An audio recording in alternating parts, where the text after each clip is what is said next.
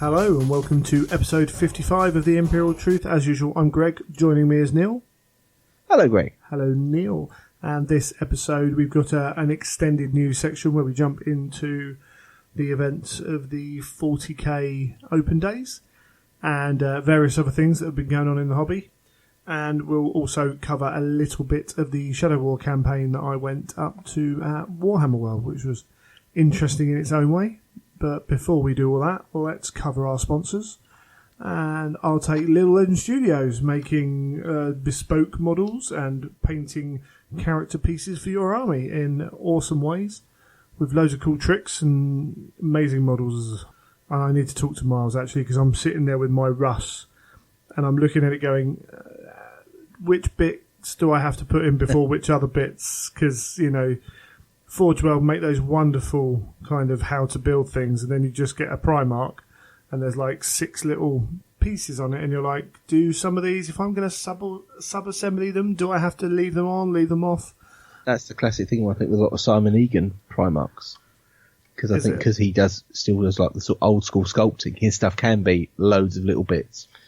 Yeah, and when they give you a picture on the card that I had to photo and zoom in on to get a better idea, just to double check all the pieces were right and in the right shape. But anyway, you can get Miles to do that and paint it for you, which is a lot easier.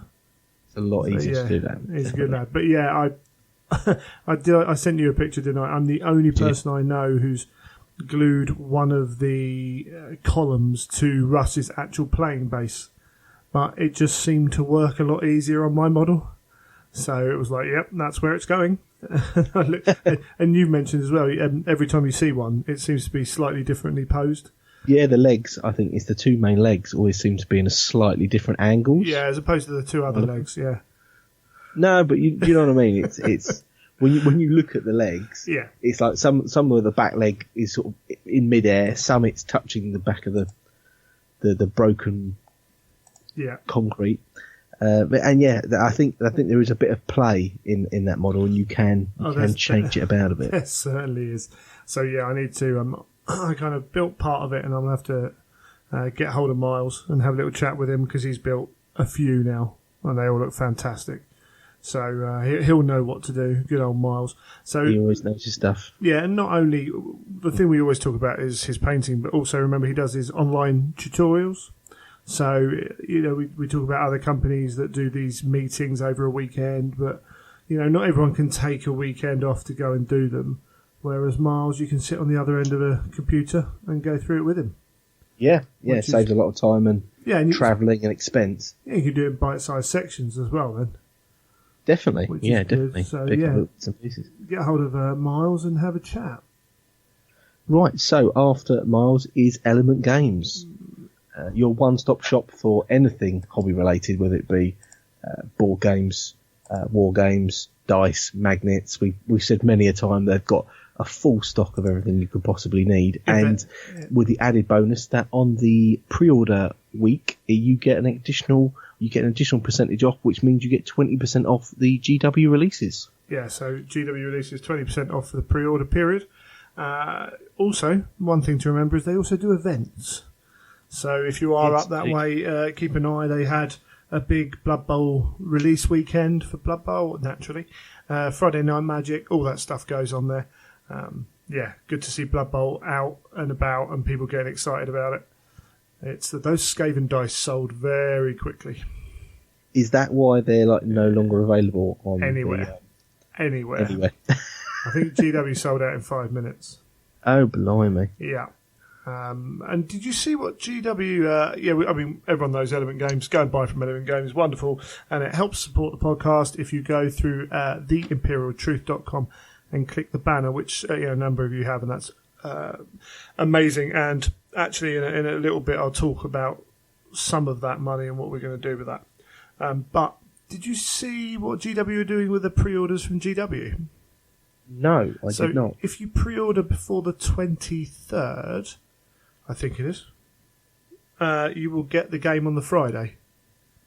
Oh, really? Yeah, which I think is actually its release date. but because it's a Forge World product, isn't it? Really. So Of course, yes, yeah, it so is, it's linked to Forge World certainly. Well, they developed it, obviously plastics and what have you, and then if you order after that, it'll be the Saturday or whenever, which is quite cool. I have heard the store manager did say that it's only going to be available from GW Prime, as it were, until January, and then Yes, I heard that as well. it will be Forge World only from then. And of course, they're going to, these first 3 teams are in plastic, and I think the rest will be in resin. But it'll be great to see more stuff come out. The board looks great, the models look great, the book looks fantastic. It'd be great to see what Forge World do. I mean, I've been very impressed with their Lord of the Rings models. Yeah. So I'll be very interested to see what they do with the Blood Bowl ones. Yeah, I'm sure some, we're going to pay a slight premium for that, but fine. It's Blood Bowl at the end of the day. Yes, you can go and buy 15 teams, but most people have 1 or 2 teams, 30 models. It's not a huge amount, is it? So, yeah, it's going to be good going forwards. You have to buy Death Watches separate, but it means there's a season expansion kind of thing they can do then. So in a while's time, they could drop Season 2 and expand the game that way, which is what they'll need to do to keep it fresh. But and it also really gives, cool. I suppose, a lower entry point, doesn't it, for the box itself? Yeah. If you just want to get Blood Bowl and play it, and people who aren't sure, was it 65 quid, so 52 quid from Element? Free. So you have to pay a bit more for free postage, so you just buy other stuff like you're going to do anyway, and then get free postage. Work out what paints you need to paint them with. Well, yes, I mean it's 30 quid. I must admit I've delayed purchasing it so far because I think there's a board game expansion coming out soon, and I want to jump on that as well. So just collect the orders together, and I'll be ordering from them. I was doing the same over the weekend. I was looking at Element's website and just trying to work out what extra bits I need to put in there to make the order up. And that's the only thing that stopped me hitting the purchase button so far. I was just trying to work out my minimum order. There's always something, isn't there?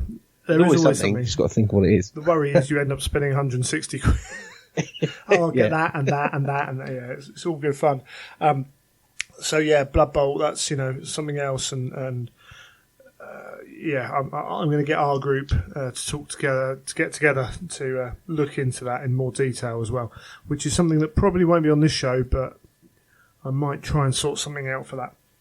Yeah, that's cool. Just added that in because it was in that time. I'm going to be at Black Library Live on the 19th, I think it is. So I'll be up on the Friday as well because it's just easier. So that'll come out there shortly after this episode drops. So we'll be talking about that on the following episode, I am sure. But loads of cool stuff going on. Loads of cool stuff. One thing that has happened and will be out by the time this comes out is the next event. So this is the London Heresy 2017 being run at the London 40k GT. So these are guys, they ran an event last year in the centre of London, and there was good things and positive things that positive things that came out of it, and some things needed work.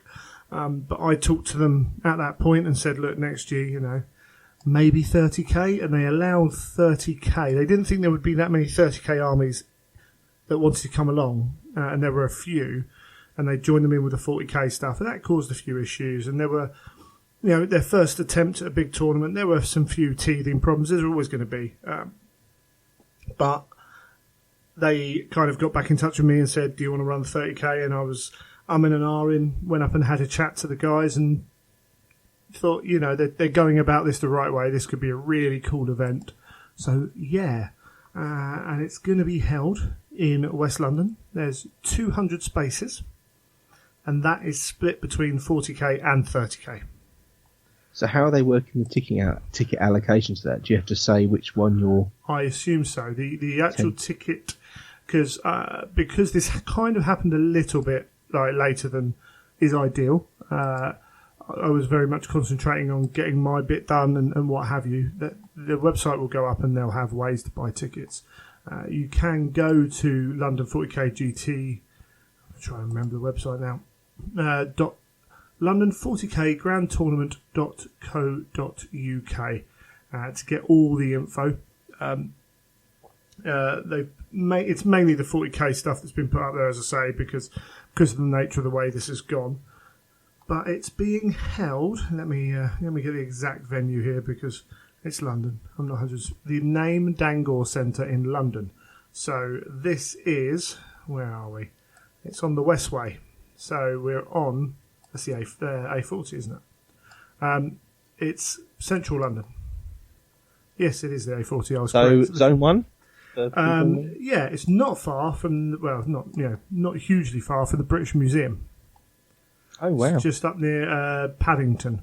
So the idea is that you're in London, which is pretty cool. So if you want to travel from somewhere, everyone can get to London. It might not necessarily be quick, but everywhere goes to London, which is pretty cool. And yeah, it's a really cool event because it has a lot of potential to grow. So I'm running the 30k event, as I said.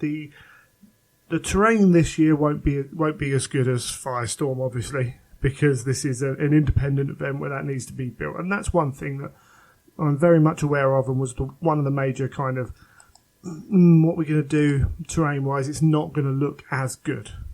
But I want to try and build something with these guys now, moving forwards. I know they've got plans for next year, providing this year goes well. And as I say, being in London will give it something else. It's the first time they've had a 40k independent tournament in London for a long time, which is pretty cool in itself. If you want to come from Sweden, the guys in Germany, they can fly straight in. It's just up the road from Heathrow. And everyone else, I'll be getting the tube in, I suspect, because, one disadvantage for London is parking might not be easy. Or cheap. Or cheap, exactly. It depends on where you go.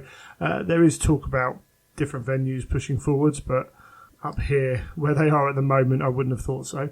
But it's right on big tube lines, straight in. You're on the commuter belt, aren't you? It's not very far from Paddington at all. We're talking less than half a mile, maybe quarter of a mile. That side of London, I think, is a little bit easier to get to anyway. Yeah, absolutely. And you may think, London 40k GT. Yes, Warhammer TV guys announced they're going to be there. Or the community guys, certainly. So again, I'm not involved in that side of it. I don't know exactly what's going on. But GW are supporting the event. And that's pretty awesome as well. So, yeah, we've got a cool 30k event going on in London, which I didn't think was going to happen for my one anyway, because of the nature of everything to do with it. It's going to be a 5-game event. There are going to be 3 3,000-point games and 2 1,500-point games to try and help keep the timings hopefully right, and that gives us a little bit of flexibility. And it's all based around the heresy of. I'm going to try and remember the name now. It's been a while since I wrote this. Alamira London on the Coloranth system. So I've done what I did with last time, written up a little bit of fluff. All the games will interact going into the last game. Everyone this time will be playing the same game. So round 1, there's one scenario. I wanted to keep it fairly simple for this one, as I tried to do a few other bits and pieces. And whoever wins the last game, game 5, will be declared the victors for either the loyalists or the traitors. And then we've got all the usual awards for the painting and best games and all that jazz as well. But you can go and download that pack from the London 40k GT Grand Tournament.co.uk. I'll put the link. The link will be everywhere. It'll be on Facebook, Twitter, the lot. So it's cool. It's cool. There's a lot of potential. Yes, I think so. Yeah, and as I say, kind of pushing forwards from this event, it's very much looking long term at what this event could be, and talking to the guys and kind of seeing how committed they are to doing it, and coming on board. I want to encourage that. They've even got some lists of places to stay for hotel rooms as well. So, yeah, go for it. And as I say, there are 200 tickets. and it's literally as they set up, they set up. So we want Heresy there. Go and book your tickets. Yeah, so obviously the more Heresy tickets that get sold, the bigger the table allocation will be, I suppose. Yep, it's as simple as that. So, if the 40k guys go and buy 150 tickets within 10 minutes, then we're going to be limited to 50 tickets maximum. That's if they don't buy more. So if you want to come, get in there early. I should probably mention the date, actually. It is, where are we? 13th and 14th of May. So it's a little way out. But it gives you... so hopefully people can free up some time. Yeah, I should think so. It's far enough out for you. In fact, they've got their own link for the Heresy side of it, which is pretty cool. Slightly less information, but I can't wait really. As I say, there's always going to be positives and negatives for doing independent events as opposed to an event at a a set venue, but you're also not limited by certain stuff, as well as they've got the terrain, but pushing forwards we can see where we go with that. So I'm going to try and do a few things as well, pull a few strings. We've got a bit of time before now and then to try and get a few guys together and help out and play on. But at the end of the day, I honestly think my driving force was, if we get a group of people together that we've had at the last two events, then it won't matter. It'll be a great event. Because I think so. The last event that you ran, I thought, was a great group of people. And, I mean, that was... How many people were at that? The one 57? 57. Yeah, I mean, you think 57 people, you would hope that you might... with the London catchment area, you'd hope that you'd probably pull more in. Yeah, possibly. I mean, again, there's positives and negatives of that. Some people will look at London and think, I don't want to go there. But, say some people might think, well, from Glasgow to fly down to Luton Airport and get the train straight into or London City Airport or Gatwick or Heathrow. It's probably cheaper and quicker than driving, and go straight in. In fact, in some ways it could be cheaper than going to an independent event somewhere else. And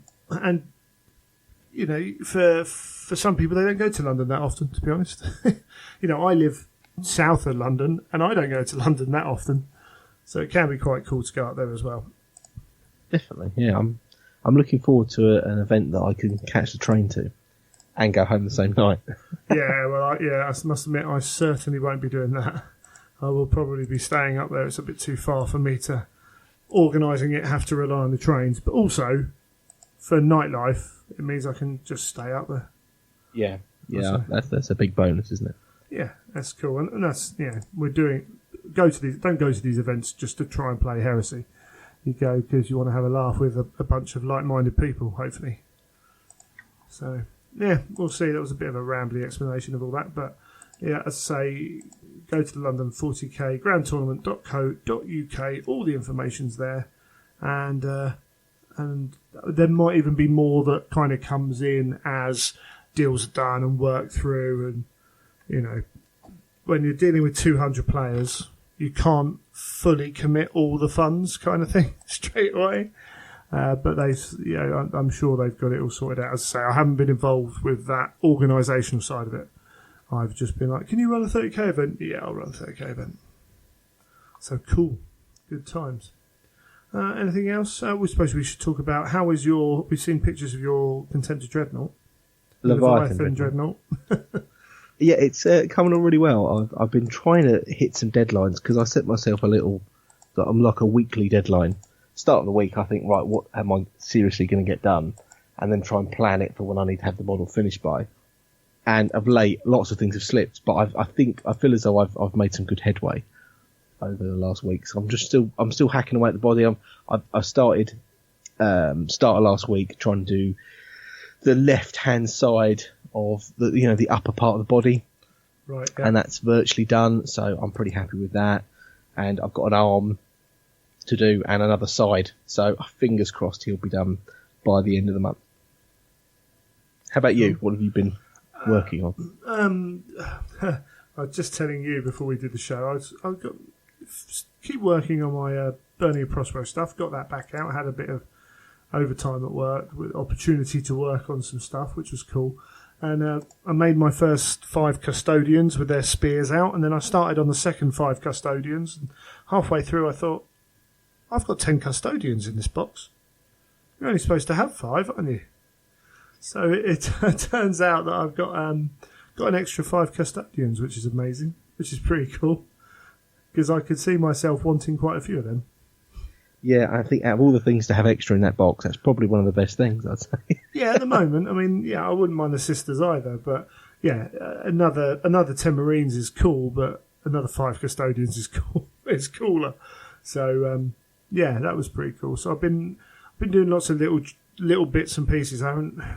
This last few weeks, I've got some overtime coming up at work again, 2 weeks' time, so that limits what I can do.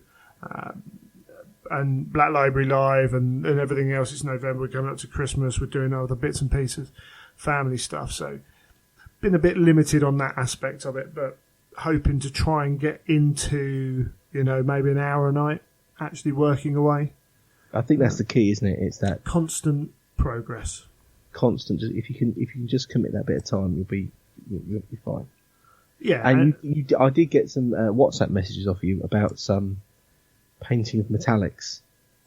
Oh, yeah, just trying out my Age of Sigmar bases. So I think I used one of the really old colours on a base, and I was like, oh, that's perfect, and I just have to wash that down. And then when I looked in my paint box, I'm like, that colour doesn't exist anymore. So I ended up with like a lighter gold and wanting to dull it down. So I know the colour. One thing I'm quite decent at understanding what kind of colours I want where. And this is kind of my painting as a whole. I have a good understanding of kind of the effect and what works in terms of, warm colours to soft colours to pastels, and then what works in terms of I've got a red, I need a contrast which isn't going to overpower because it's going to be hit. So I can work those out quite well. What I don't understand a huge amount is when you get technical. So applying different colour washes onto different colour surfaces. I know that people suggest that gold and purple work quite well. But it depends on the colours around them, doesn't it? And it doesn't always make logical sense. Yeah, no, sometimes you can. In my brain, I've got lots of sort of colour recipes that I have, but sometimes it's putting those in the right order. Yeah. So you can sometimes go, I'll put that with that, and then you realise that actually, a bluey tinge white doesn't work well on a model that's maybe got black armour that's highlighted with greys, because it just looks off. But if you've got a black armour that's highlighted with blues, it's fine. It's one of those sort of things, and sometimes you have to refine your recipes or your technique. Yeah, to cover that. Yeah, and it's quite funny.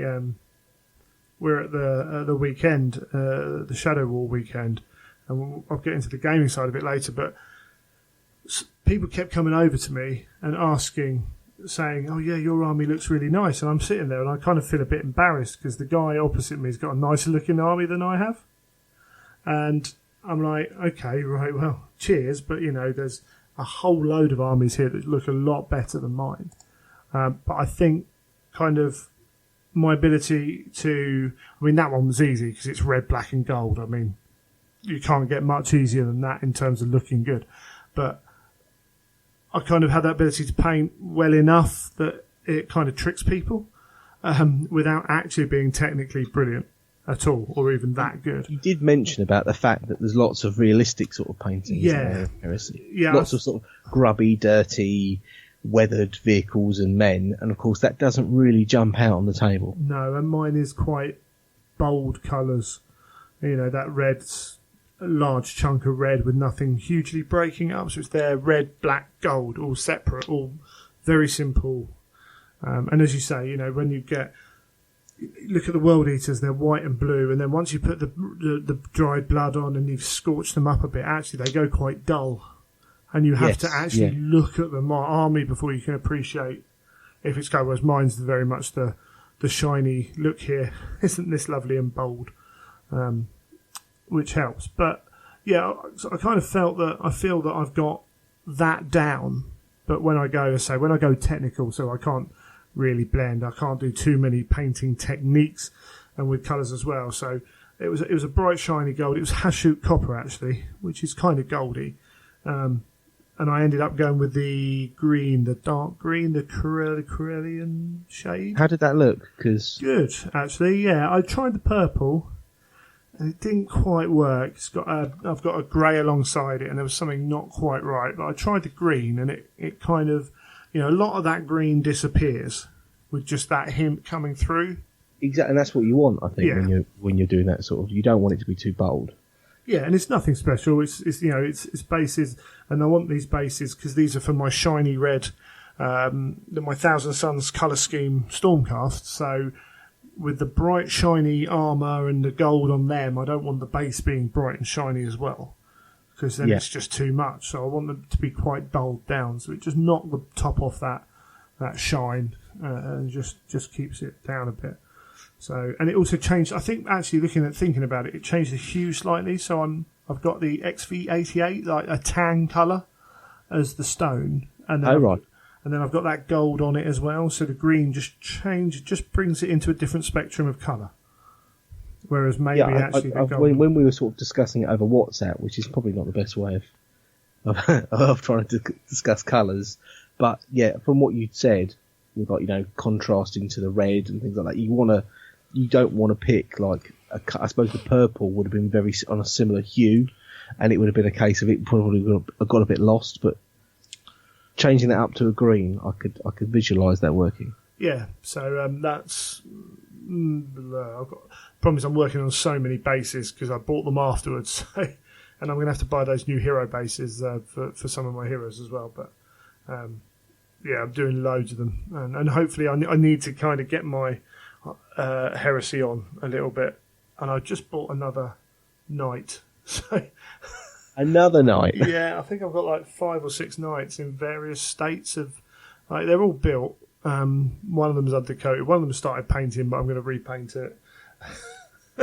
I'm that might be the next project, is jumping the airbrush out for that to do the majority of the work. But I'm quite keen to get a knight, actually. I'm thinking about buying one at the Heresy Weekender. And I quite like buying a set like a big centerpiece model or something special at the Heresy Weekender. I know you could just order these things online and they get shipped to your house, but it's something, so isn't it? When you sort of save up the money and then you go to an event and then you buy something in particular. It was an argument made last year on the 30k forums, and someone was like, the weekend is far too expensive. And I'm like, well, it's not really. It's £70 a ticket for a whole weekend's entertainment. If you don't want to stay at the Belfry, don't stay at the Belfry. Stay up the road where it's considerably cheaper. Yeah, you have to get taxi in or walk in or drive in or whatever, but you get around and still save money.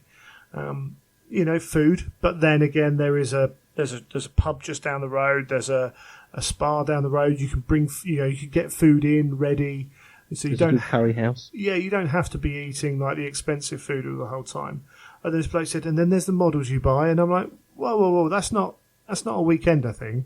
That's, you will buy models. All right. And it's like, yeah, but you will buy them at the weekender. It's like, yeah, you will because you're at the weekender. But that's still models you're probably going to buy anyway. It's like, you're not going to go, exactly. I'm only buying this because I'm at the weekender. Yeah, I'll spend 300 quid on a Titan. It's like, that doesn't happen. You might buy the odd extra little 20 quid something, chuck that on. I might as well have spent enough. But event only model. Yeah, you don't. Yeah, exactly. But it's not like I was never going to spend this £200 unless I was here. It just happens that you do it. I think I have the reverse opinion that I actually quite like that, because when I've then got it, I know it's it's a model that anyone can buy, but for me it holds a bit special place. Then that's the model I bought at the weekender. Yeah, and it's fine, fair enough. You buy loads. People do spend more money there. That some people, well, you can save on the shipping. I'm like, yeah, a lot of people spend more than 250 quid. Yeah, that only works to a certain level, doesn't it? It does indeed. I was quite good last year, and I still spent 140 quid. I think, it is easily done, but that's stuff that I was going to want anyway. It was going to be purchased at some point. It just happened to go on the credit card a month or two earlier than I probably would have if I wasn't there. Sucker for the posters. Yeah, I mean, that is... But then that's something you can't get anywhere else. I mean, blimey. or not many other places, shall we say. Yes. You're starting to save up now. Well, yeah, You've probably. got extra rooms now to cover. Well, exactly, extension. But yeah, I've got that in mind. I'm going to buy a night at the Heresy Weekender. That's my current plan. The big one, if it's released, then. No, actually, I Porphyrion. want to get the Flamestorm cannon one. Yeah, the Acheron. And I want to get a new head for it as well. That's All right, my plan. Cool. Yeah, I'm definitely getting one of those Porphyrons at some point. Just amazing kit. But yeah, it's too easy to spend too much money at the end of the day. But talking about money, I did mention that, we do get some support from Element and stuff, and we get our Patreon supporters as well. What we're going to do is we're going to have a charity that we support every year on this podcast. I haven't actually talked to Neil about this yet. We talked a little bit about it, but over the last week I've had a guy come up, some other charity, and I thought, you know what, we can use charity, we can use the podcast to raise some money for charity, because why not? And what I'm going to do is, we're going to pick a charity, and we're going to change it around periodically so it's something else, because frankly there are way too many good charities doing good work out there. So I'm going to give 10% of the earnings of the show to that charity, and we're also going to run some little bits and pieces, aren't we? And we haven't fully figured this out yet. That's why I certainly apologise for throwing it out there. But do you want to talk about the first charity we're going to support? Yeah, well, I mean, we did discuss this. What a lot of people wouldn't realise is my son's been quite ill over the last 6 months, and he's been diagnosed with a genetic lung condition, which unfortunately he's never going to recover from. But obviously in this time he's been seen by a specialist children's hospital in London called the Evelina, and they obviously are a registered charity, and they've done some great work looking after him and his diagnosis and all the bits and pieces he's had to go through. So I was looking for a way to try and give back in any way I could, and of course my immediate thought was, there's something I can do hobby related surely that could give back, and that's when I had a conversation with you, Greg, just to sort of try and see what we could do, and we batted around some ideas. Yeah. So yeah, I was looking to try and support them wherever I can. Cool. Yeah. So, and I've been thinking about this for a while as well. The best way to kind of look at supporting a charity. So, yeah, the show itself is going to support it from the money it raises. So, if you're a Patreon supporter, effectively 10% of what you're giving that I get will go into that charity. And the same for anything purchased through Element Games, where we get the kickback there. We are, as you said, we're going to repurpose the summoning model that we were going to paint up to give away, and that's going to be done for some form of raffle giveaway. And we're going to look at a few other bits and pieces as well down the line. But I wanted just to kind of get it out there nice and early, because that commits. I'm committed to that now. Yeah, it does. It's definitely out there. So, for a period of time, certainly, we will be raising money for that thing. And I know your wife's been up at the hospital with Little Un as well, so they have the facilities to allow all that as well. So it's brilliant to help out as much as they can when circumstances like this happen. So that's going to be our first one. We will be doing various raffles. I think that's the easiest way of doing it. It's the fairest way to allow everyone to get a chance at winning whatever we give away. I've got some books and stuff that are still left over here. We probably got some event only models as well that I haven't yet given away. So we'll have a look. We'll spread it out. I'm not going to splurge it all in one go. And Neil's going to, as you say, you're going to paint up some little bits and pieces at least. I'm going to paint some bits. I want to try and offer something painted to someone's personal preference, whether it be a chosen Primarch or a chosen character series model, something along those lines. So we've got a lot in the pipeline, haven't we, to try and get out there. Yeah, and now we have to sit down and flash it out. So that's why I wanted to say something on the show, because it confirms it. But yeah, we'll leave that there. And what we'll do is we'll come back. The news section kind of got extended into a discussion about policies to do with the Heresy Weekender, and as I say, the 40k open day as well. And then after that, we'll talk a little bit about the Shadow Crusade.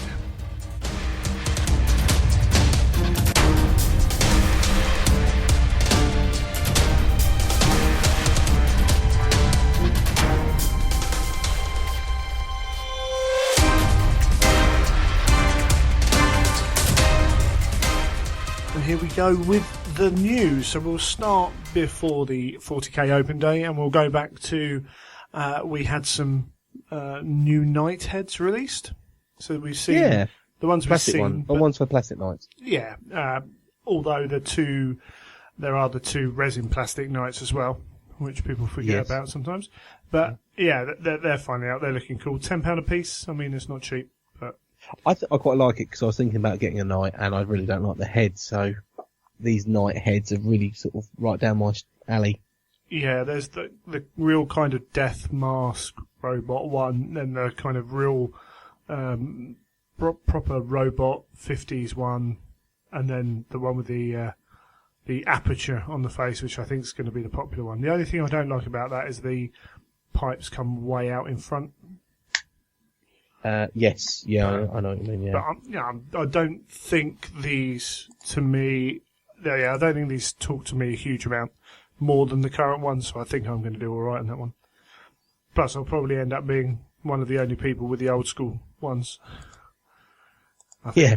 Everyone buys a custom head, and you're the only person with a standard one. Yeah, which makes yours stand out more than the custom ones. Yeah. Yeah. Well, yeah, maybe we'll see. We'll see. They are cool though. Although people tend to favour the Cerastus when it comes to Heresy games, but you still see quite a few of the plastic or the Mechanicum ones around. Now, I fought a couple at the Shadow War event, which we'll talk about later. But yeah, they came out, and then we had the big Horus Heresy Weekender ticket release. So, a few things at this. We were at the Shadow War. They announced right at the end tickets would be out Monday, up for regular release the following Monday. And I'm 99% sure that's what I heard. So I was taking the photo, posting it up. Monday came, you and me were texting each other, weren't we? With tickets on every 5 minutes or every couple of minutes. Yeah, it was weird because last year I didn't get an email when I went, and then this year I didn't get an email either, and that's because they had 3 different email addresses for me at various points, and they couldn't assign me to one of them. So when I phoned up, it was all right. But you got your email after I texted you on the Tuesday. We were always going to get an email, one of us too. So I don't know why we were quite so worried. But it sold extremely quickly. So one other thing was, instead of the next Monday, which was announced, it was always planned for a Friday release. The kind of the preview came up with Friday on it. I think it caught a lot of people by surprise.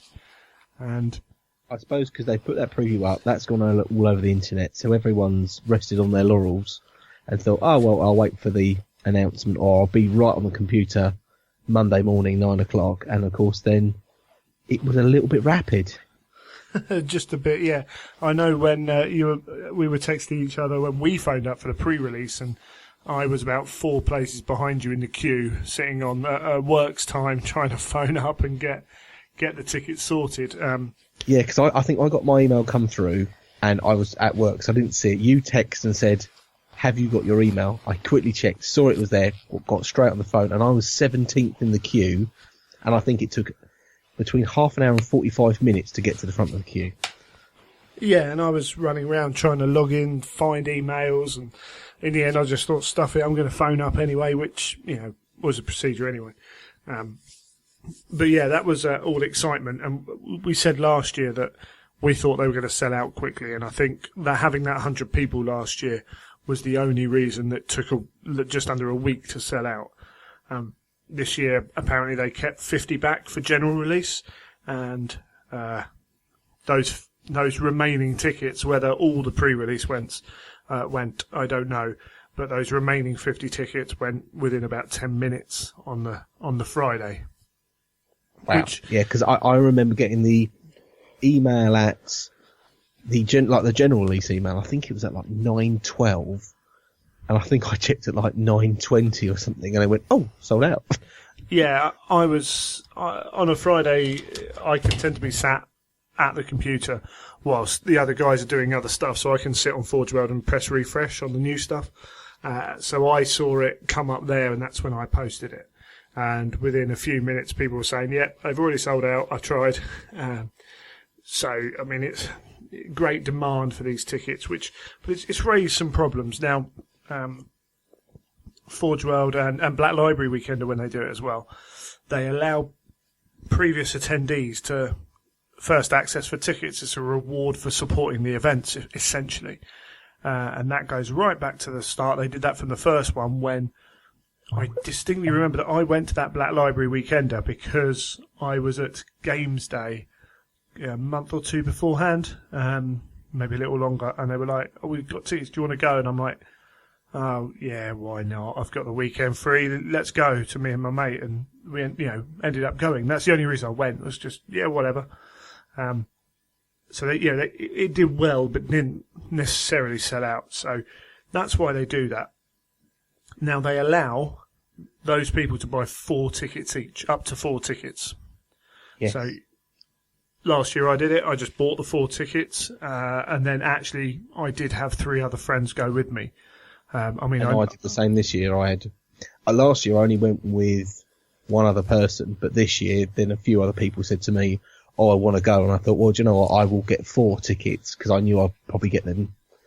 Because I knew they wanted to go, I jumped in there and bought 4. Yeah. So this is why you do only get a handful of tickets that go on general release, which means that a lot of people get upset with that. Been a lot of discussion. There have been a very small handful at the end of the day. Probably, I think we've seen 5 tickets go up for sale on eBay. For some of them going for, so far only 2 of them have been sold for £200 or whatever. There's been some weird reactions online, or differing reactions. Having to go at the scalpers, fair enough. If you're out there to make money off a system like this, then yeah, you're going to get what's coming to you in terms of, name calling and whatever. The people who buy the ticket have been getting some grief, don't support it, but it's really hard not to want to grab that ticket when it becomes available. Exactly. If it's something you really want to do. For me, if I hadn't got a ticket and I saw one on there for £200, I would have just snapped it out. Yeah. No, don't care. I want to go. Yeah, and so I find it hard to judge those people. And if I didn't get a ticket, I'd be sitting here thinking, how much is it worth to me to go?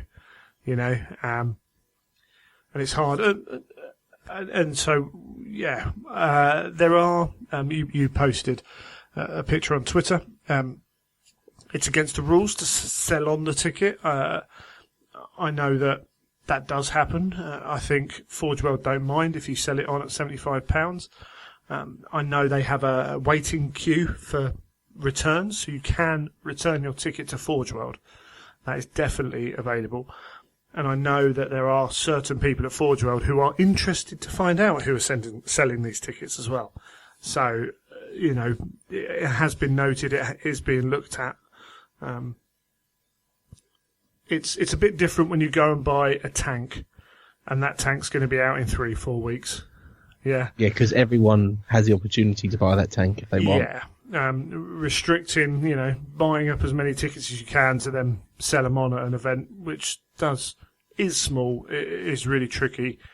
Someone did make I'm sure it was a tongue-in-cheek remark about, me being connected and getting my tickets that way. I can assure you, I did actually ask. I'll be absolutely honest with you. I said, is there any chance I can purchase my ticket as a, sort of media kind of thing to put a grandiose name on it? And was basically told, no.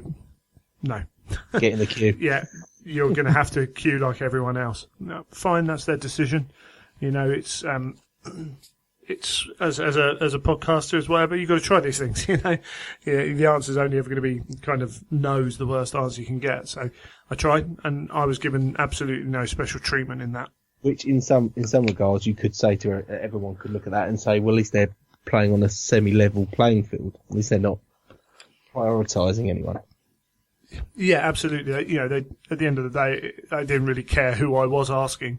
It was, no, this is how it's going to be done, and that's the way they deem fair. Now, whether they look at that now, and I think they probably should look at that, and this year maybe, again, like the first years that we did them, you wrote your name and contact details down, and that's how they built up their database. Maybe this year they should do that again and have pre-release tickets to 2 maximum. Because I think maybe 2 maximum would be a good idea. Because the problem is, not everyone's socially kind of out there enough to go to an event like this by themselves. They want to go with their friend. So by maximising it at 2, you know that you and your friend can go. Otherwise, it's that lottery of did you get a ticket? Oh no. Oh, in which case, I don't know if I want to go to that by myself. But having the 4 means, potentially a quarter of this year's people can go and grab all the tickets for next year. So yes, it's a hard balance for them to get. They want to offer their thanks essentially to people who have supported these events. Some people online have outcried that it's an elitist system and things like that. I don't necessarily think it is. I think it's done with good intent, and the problem is the people who've gone to the Weekender who do get on with it, and not everyone's got on with it. I've had friends who are like, yeah, it was cool, but I'm not too sure if I'll go again, or some people have decided yes, no. But majority of people really enjoy the experience they get. They're really hampered by the fact that it has to be a small event to work. So, yes, there was lots of discussion, wasn't there, whether or not it would work. Could they make the event bigger to accommodate all the people that want to go? But that it sort of loses its magic if it moves to a bigger venue. It would lose all of it without a shadow of a doubt. So, and even if, because the other option maybe would be to do more than one, but it's a lot of work, and again, I don't think it would work. So just to be clear, this is not held at Warhammer World. People hear sometimes people talking about Warhammer World, you can do this. This is a small hotel, average hotel, with facilities to hold seminars, things like that. And the first 3 years were 350 people. Last year, size was increased to 450 people. Whoever did that, that's, not really. That's a different story. And that 450 people didn't work. Not to say the event was bad, but it was very noticeable that there were a lot more people there. And they had problems with fire regulations, didn't they? Yeah, they had a problem. The one seminar that's going to get almost everyone in there every time is new models, what they're going to show, which will be interesting this year with a slight change in the way Forge World do things. But that had to be split up into 2 separate showings because fire regs. Far too many people in far too smaller area. Also, it meant the shopping in the morning took a lot longer with a lot more people hanging around. But generally, it just felt more cramped and hot and not nice.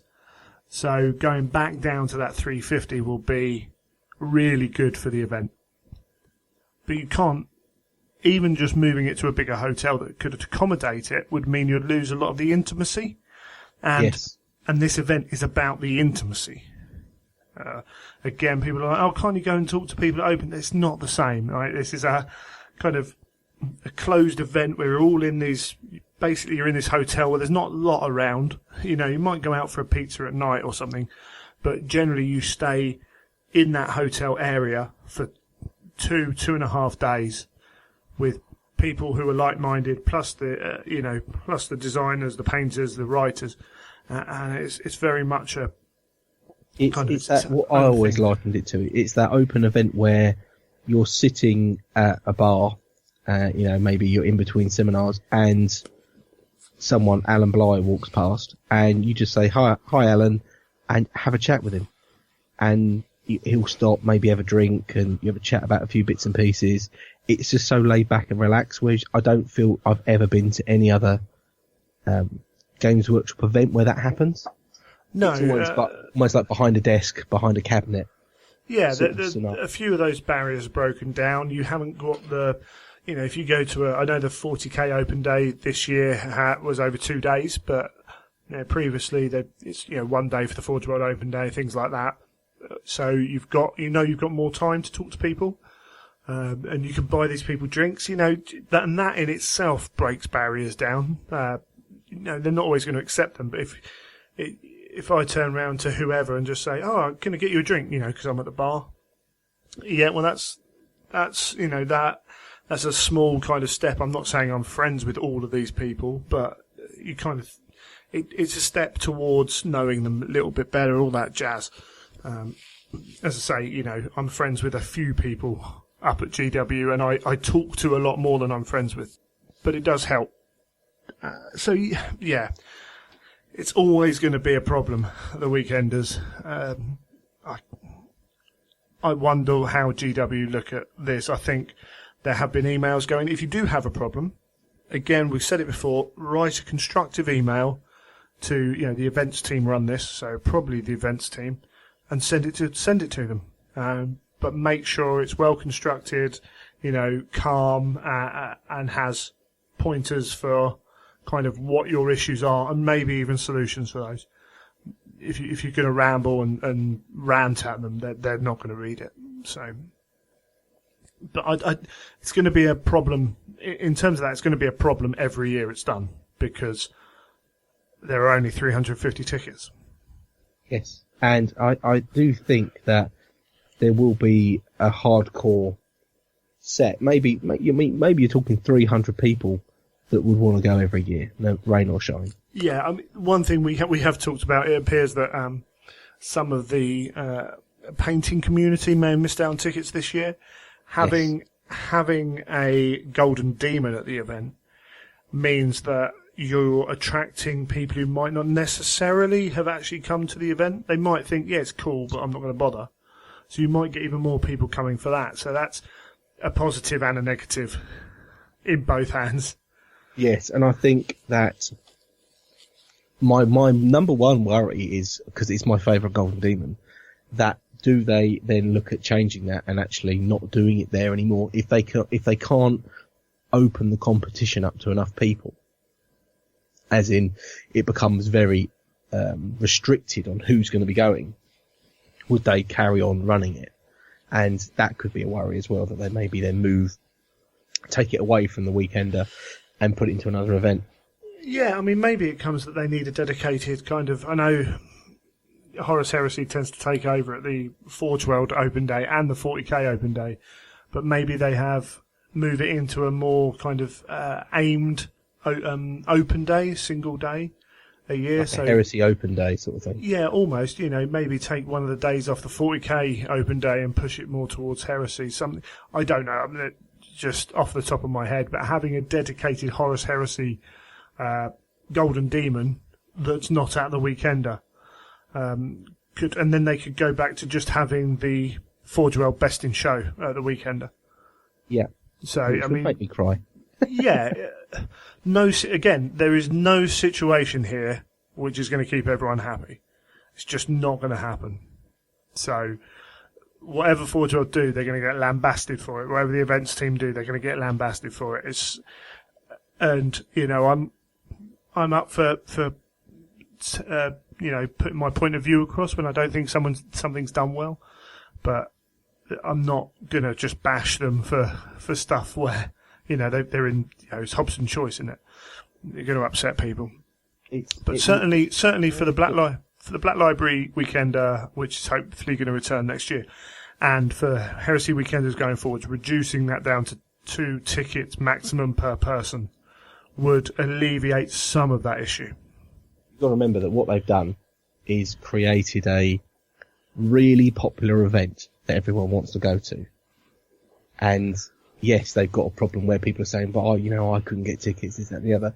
But what they've got is a problem of, right, how do we obviously want to keep as many people happy as possible, but they've got an event there that is hugely popular. They've just got to now work on maybe, I think, fine-tuning it a bit, like you said, with just like 2 tickets per person. That, you know, try and limit people from buying it all up too early, maybe. One idea. Try and open it up to as many people as possible. I mean, some people are there, and lots of people go for lots of different reasons, and sometimes people are there just for information, and you'll hear other people talk about, well, you can buy the models 2 weeks later. You know, they say a lot about open days, and you can do this, and you can just do that, and you can just do that. So there's potential there now with the way GW are interacting to maybe record those seminars and to put them out 2 weeks later on YouTube. Yeah, no, definitely. Because all that information gets disseminated anyway, because there's people there, you know, tapping away on laptops, tweeting, you know, writing up blog posts, whatever. They're, you know, podcasters annoying people. Those people are doing that anyway, and we disseminate a lot of information that we gain from these weekends, and sometimes that information is not correct either. We mishear something or misunderstand it or read too much into something. So GW could actually control that as well in a way by saying, like, 2 weeks afterwards, yeah, you haven't got the rest of the weekend experience, but at least you've got something of what went on. So whether they interested in doing that, I don't know. As an attendee, I wouldn't mind that. It wouldn't bother me if that happened.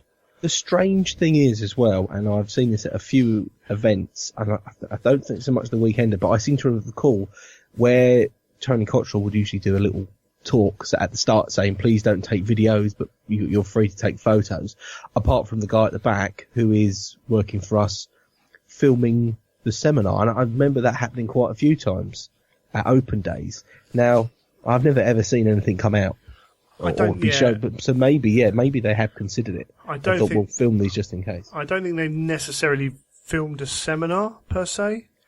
They definitely filmed one it was a Forge World Open Day. Right, that I went to.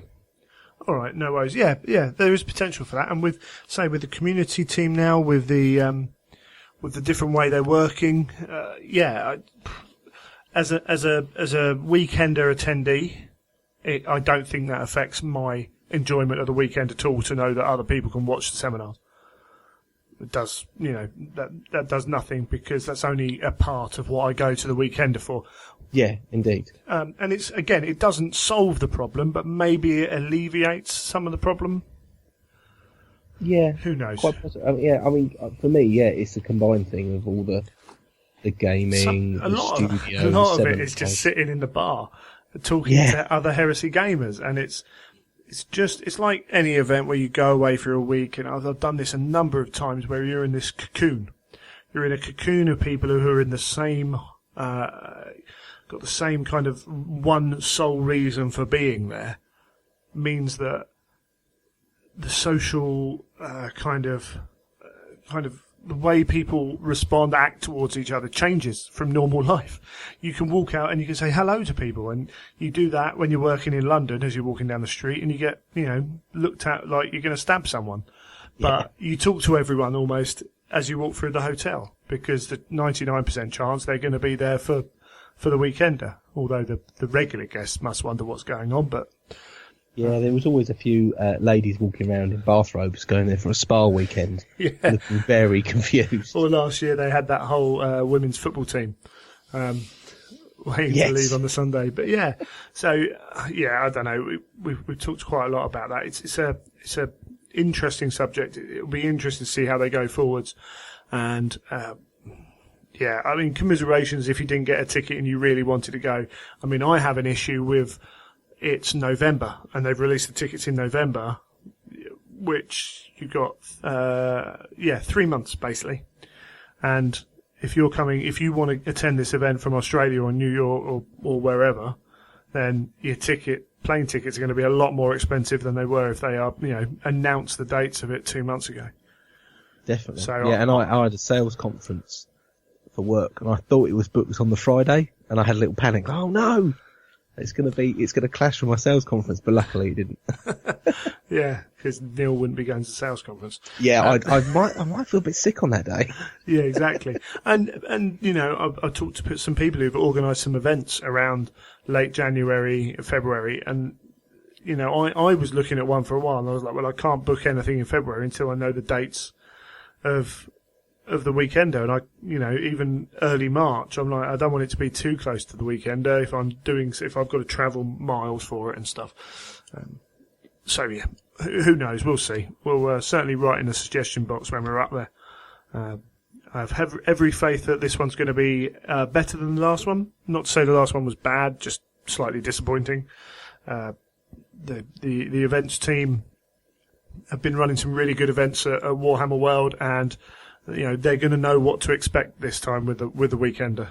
And as we say, you know, we say it's different from the other events. That proved it, because the events team, I don't think, were ready last year, and we covered that. But they certainly seemed to be taken aback by the passion and the kind of the lengths that people would go to do stuff, you know. You mean like trying to get in the queue really, really early? Yeah, or I'm pretty sure that every single door's going to be locked leading to anything with any miniatures in it this year. Yeah, I don't think they'll let that happen again. No, that was quite an interesting topic of conversation for the whole weekend, actually. But there we go. Beautiful. This new section's become the weekender section. But those were the releases we had. And we did talk about we talked about the 40k open day, which I couldn't really justify getting up to. And you decided not to bother with the Golden Demon this year? Yeah, well, I did everything ready, and I'll always go to a Golden Demon if I've got something I can enter. But to go up there just to, I mean, don't get me wrong, going up there and talking to all the other painters, I'd probably have quite a good day, but, you know, it's a long way to go just for a bit of socialising. Yeah, and there's only so many times you can do it in a period of time. You know, I was up there last weekend for the Shadow Crusade, and I'd been up there a couple of weeks beforehand, and it wasn't long before that I was up there again. So, yeah, I can't continue to drive up to Nottingham and spend that time and money to do that.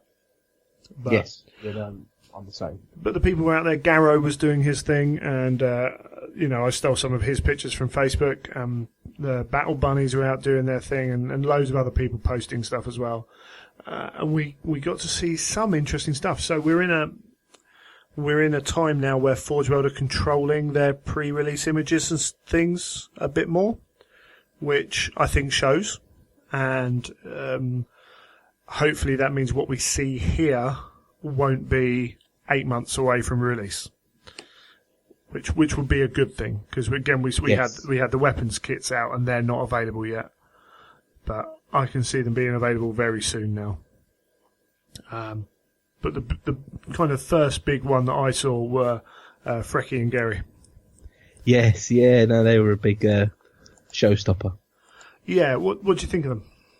I really like them. I was worried that they might go for a very realistic wolf sculpt. Right. And it would look a bit off. And then I was worried that they could go the other way and be too cartoony. But I think they've hit it spot on. Yeah, see, I think I would have preferred a more realistic wolf sculpt. I think. These very much feel like the same mould as the 40k, you know, the wolves, the cyber wolves. There's similarities in there. The pose is definitely this one. You're not going to get away without having a dead marine on your base for the one that's got his paw up. I like them. I really want to get a good. I'm going to get them. I'm going to get them. So you definitely like them then? Well, these are huge. You can't just use a Thunderwolf and use them as these guys. It just won't work.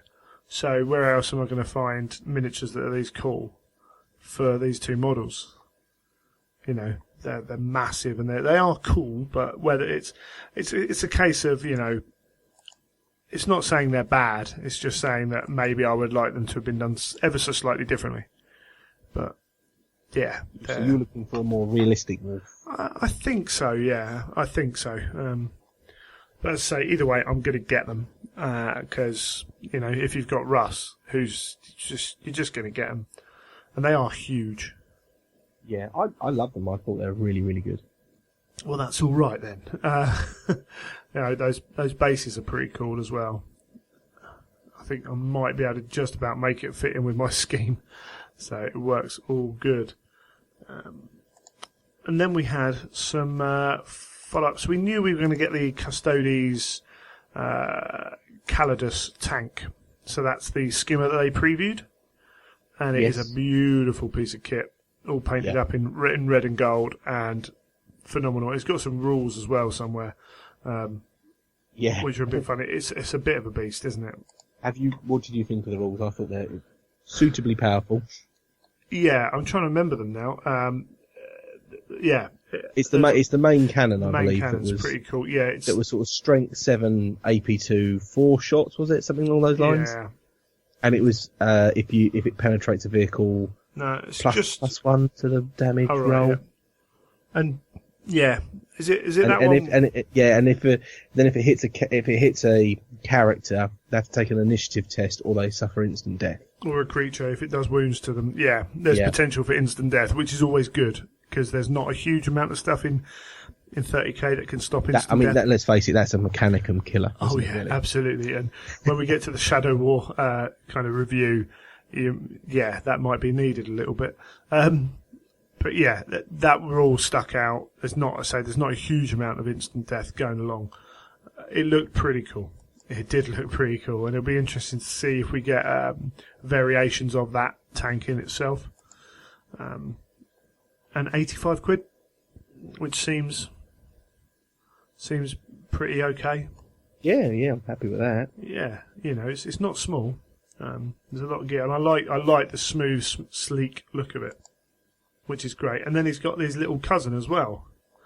So the slightly smaller kind of speeder version, as it were. I don't know. There weren't any rules for that out, were there? No, it kind of looks a little bit like a pod racer with the two big engines. Yeah, that's what I thought. Yeah, two big engines that are smooth at the front, but that looks like an interceptor as opposed to like a heavy tank or something. Yeah. But that looks pretty awesome, and it shows that they've got, they're getting the Custodes ready for pushing forwards for when the book comes out, and we'll be getting more, plenty more to come. I was just staring at the shiny red and the and the thing. It's really pretty good. And what else did we see? We saw Magnus, so we know Magnus is coming. We've seen the preview, but we get to see it here kind of in its full size, and it's pretty huge. Yes. It's pretty massive. I was very confused when they had the little one next to it. Yeah, they did the same with the Maw Crusher, the Orruk big beast for Age of Sigmar. They had a mini one, and they used that for painting, getting the colours right before taking on the big one. Because people have banded about it's taken 300 hours to paint that big one. That seems a bit much, but I can believe it's a lot of time. Yeah, I'd probably say that's not a bad shout. I mean, it might be. It is a phenomenal piece of work. There's loads of detail on it, and it's also going to come with two heads. So you've got the two eye sockets, one eye socket, kind of one eye missing Magnus, or you've got Cyclopean Magnus as well. Which is a very clever ploy, isn't it, to sort of hedge your bets with hobbyists. Yeah, because at the end of the day, particularly once he's turned demon, as someone said, "Oh, how many eyes has he got?" I was like, "He's a demon; he can have 1,000 eyes if he wants." But yeah, some of the old school art with the Cyclopean eye, and then I prefer the two eyes with one, missing or orb or whatever in there. But yeah, that's cool. And also, you can have a sword as well as his staff, which is pretty cool as well. Yes. And no kind of indication of when that's going to come out, but that's a piece of kit. Yeah, it looks amazing. It really does. there wasn't much else from Forge World, and this is where I say, we didn't talk about the Custodian Dreadnought, did we? No, we didn't. Oh, man. I saw some people looking at it and kind of their first thoughts were it was a Terminator, and I must admit I looked at it and went, "Wow, Dreadnought with shield." Well, I thought Terminator from my first glance because the armour looked very Tartarus pattern. It does have a lot of resemblance. I can see why. Maybe I just picked up on its knee joint immediately. But something about it also, even the photo I saw of it, it's next to one of the wolves. And that wolf comes up to like halfway up and it's like, that's huge. That is huge. And they are cool. And we might as well talk about Ben Greaves at the Shadow War event had 2 units of Custodes fully painted. Yes. Which was quite some achievement, and playing on the Friday with them as well, which is quite some achievement seeing as they didn't come out till 10 o'clock on Saturday morning. So it was obviously utilising warp space-time anomalies to get that done.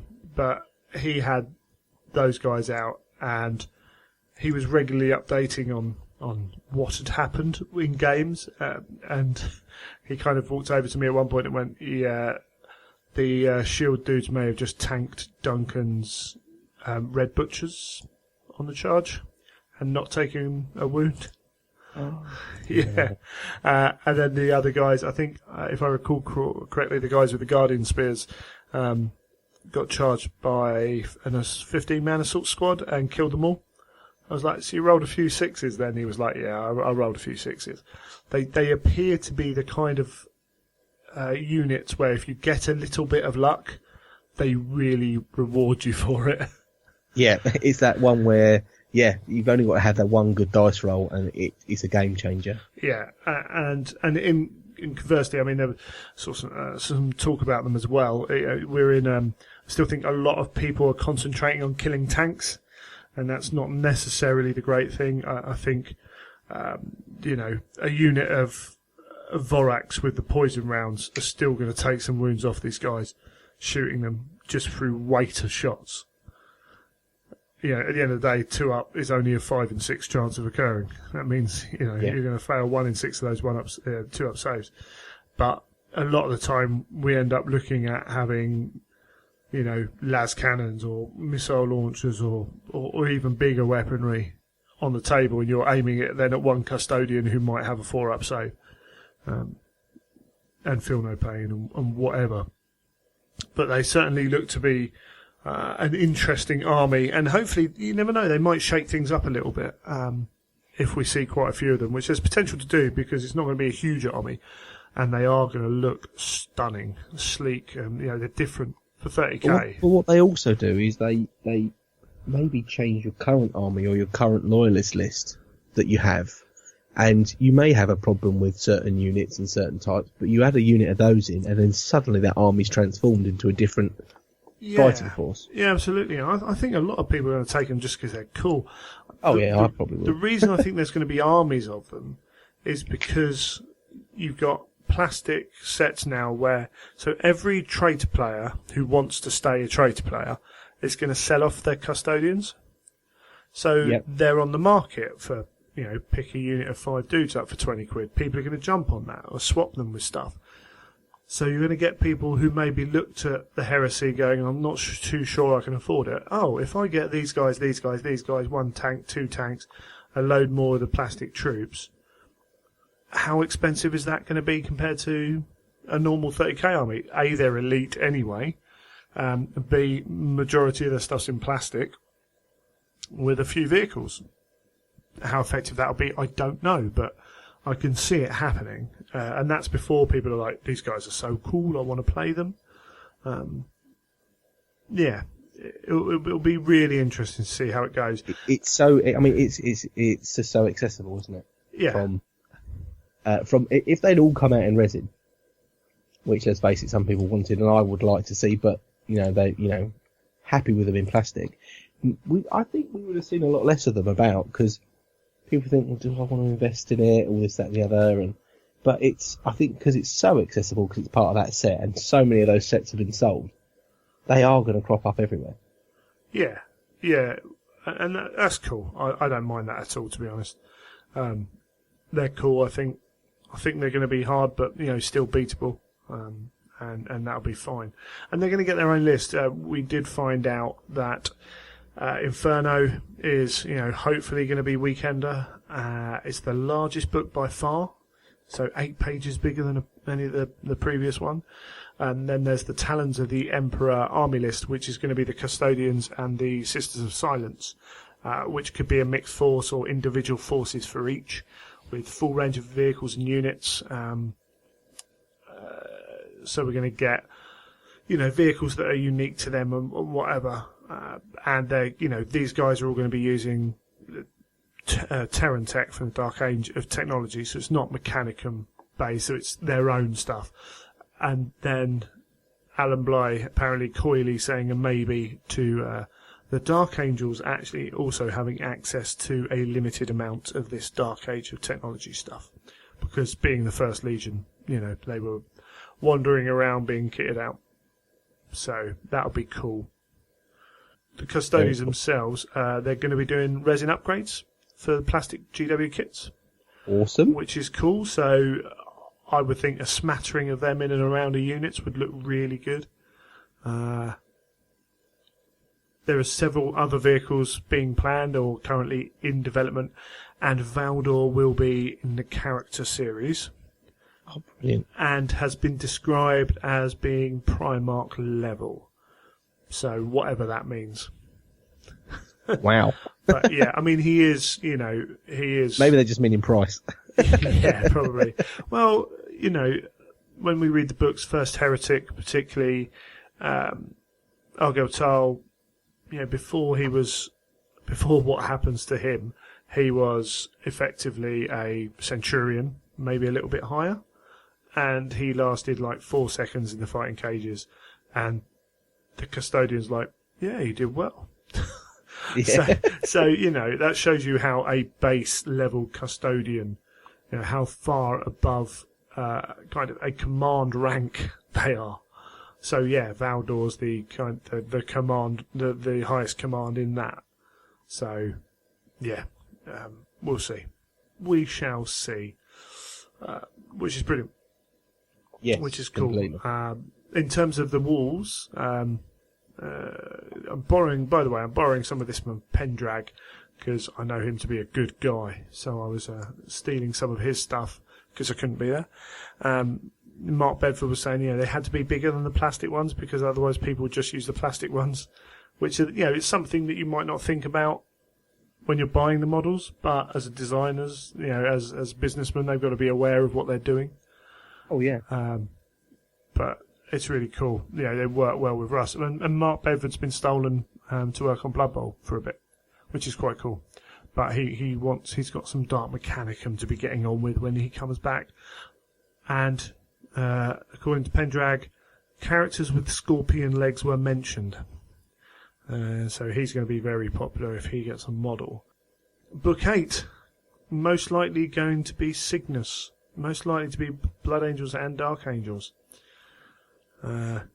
Which is cool, because that got rumoured to be the second part of the Kauth, kind of the 500 worlds. Yeah. But it will be good to get Legion units, rules, etc. for Blood Angels and Dark Angels. Definitely. I would hope they then incorporate, if this happens, incorporate the White Scars into the following book as well, which would be really good, because it would be great to get all the units out there to kind of cut down on the kind of moaning and the people desire their own models, and that's fine. Some people do moan, although I can see people saying, "Oh, Sons of Horus haven't got any new rules in ages," but it's part of the beast, isn't it? And then we got two Horus. We got a Horus Heresy and a Black Library calendar out as well. Yes. So they did these last year. There are mainly images we're aware of, but a few new ones dotted around. And the big image from the Horus Heresy one is the Imperator Titan looking down over some plebs, dominating them in the way they can. And I'm trying to remember what the name was of the book now. It's going to take me a while to remember, because you were questioning me on this one. It was quickly put out there. It was one of the first things I saw actually from the weekend. Here we go. The Binary Succession by David Annandale. So this could probably relate to the period of time they called Titan Death in the calendar, in their little layout timescale. But it looks awesome, and they've even Neil's even given the Titan like eyeballs, which is just I saw that, and it looks really weird, doesn't it? freaky. It just looks like some massive robot looking down on a little man. It's so freaky. Someone even put on like, why does the Titan have eyeballs? And it's like, to see. It's like, why not? It's horribly freaky. It's like it gives it this sense of being alive or something. Scary. But yeah, we don't know kind of whether that's a book or an audio or what have you yet. My only reason I might think it was an audio or something, it's a very odd shape, isn't it? But then the it's layout in the is very central. Yeah, well, this is a tricky one because I was trying to work out if it's an audio, then yeah, it's hard to tell. I think it could be audio or a book, and this might be a cropped image as well, or a redefined image, because when I'm looking at that means that his head's on the spine. Yeah. So, and that doesn't seem right to me. That they'd have the head of that on the spine. Seems a bit strange. They'd want that front and centre. But I know David Annandale has said something about writing next Horus Heresy thing. But who knows? And if it's it all depends what they're talking about as well. If the Titan Death is, maybe Mars Revisited or whatever, it's going to be a big story, then they'll probably want to do a novel on it. Yes. So, I don't know. It's I'm quite happily wait and find out, but we don't know yet, and keeping stum. We know nothing. We know nothing. Yeah, so that was pretty cool as well. But I think that's about all the news that came out. As I said, it was like, exciting. But there wasn't a huge amount. What there was very cool. But it's not like some previous open days where there's been loads of stuff. Yeah, well, I always think if it's about 3 or 4 new bits of information or new models, I think it's probably about right, isn't it? Because if it becomes too much stuff shown out, then you then wait about 8 months to actually see anything new. Yeah, and I think that's been taken on board, and I think that's why we're going to get less, control. There's a bit more control about what's shown at any period of time. People have been moaning,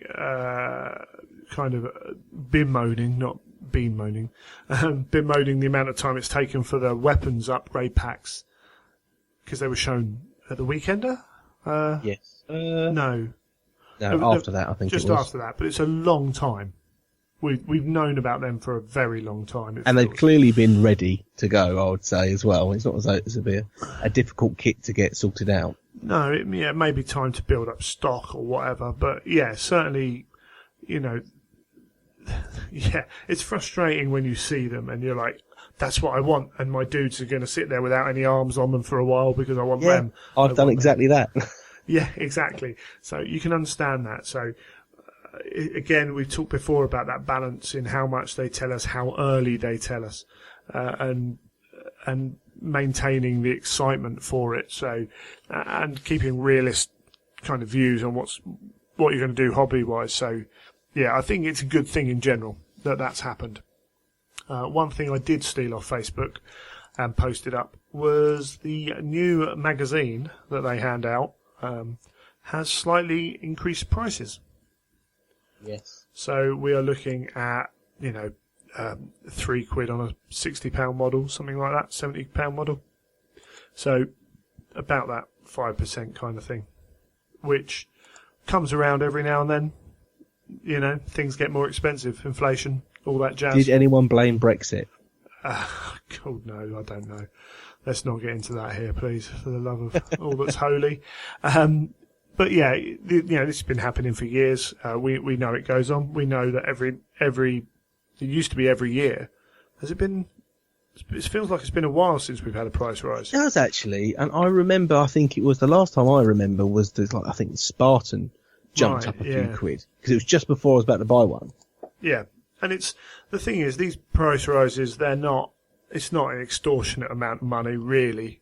Some people will tell you it is, but it's a few quid here and there. So if you do want to buy some models, you have got a shopping list plan. It might be worth just jumping on there a little bit earlier, making your mind up and going for it. Yeah.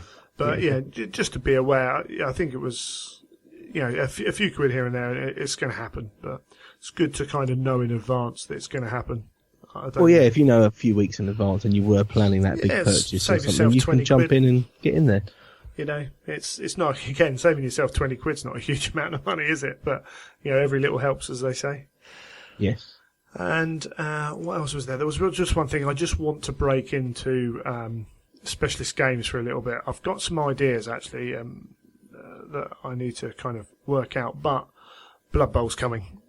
And it's all part of Forge World, so I'm going to include it in here for a little bit. But we literally, on day of recording, had noticed that pre-release is going up on the 12th, so this episode will actually be out again afterwards.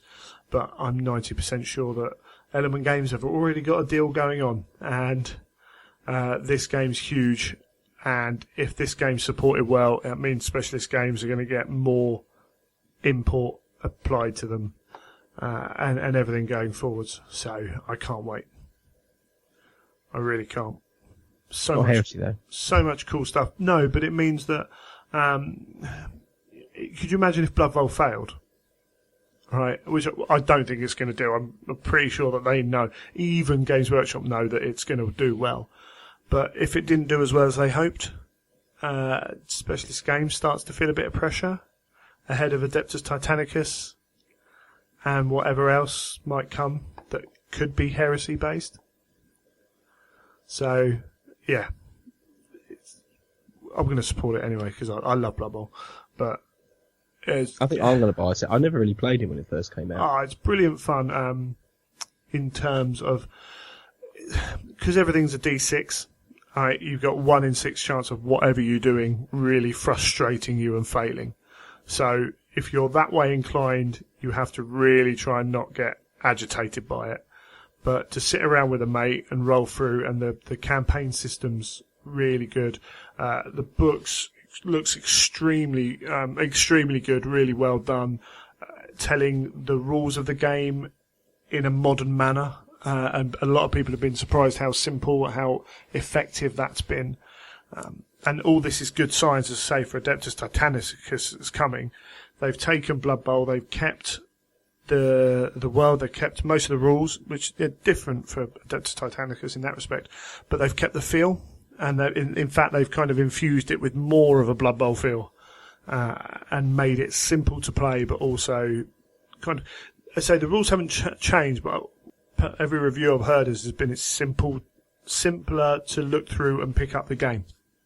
Okay. Which some of the older games have been, teaching someone new. Actually, when you do this, but halfway through the game. So it all bodes well for moving forwards with heresy-related specialist games products. Excellent. Which will be great. But that was one of the longest news sections we've ever done. It was a lot to talk about. Indeed. So we'll cut that off there. We'll come back and we'll talk the Shadow Crusade, I think it was called, the event.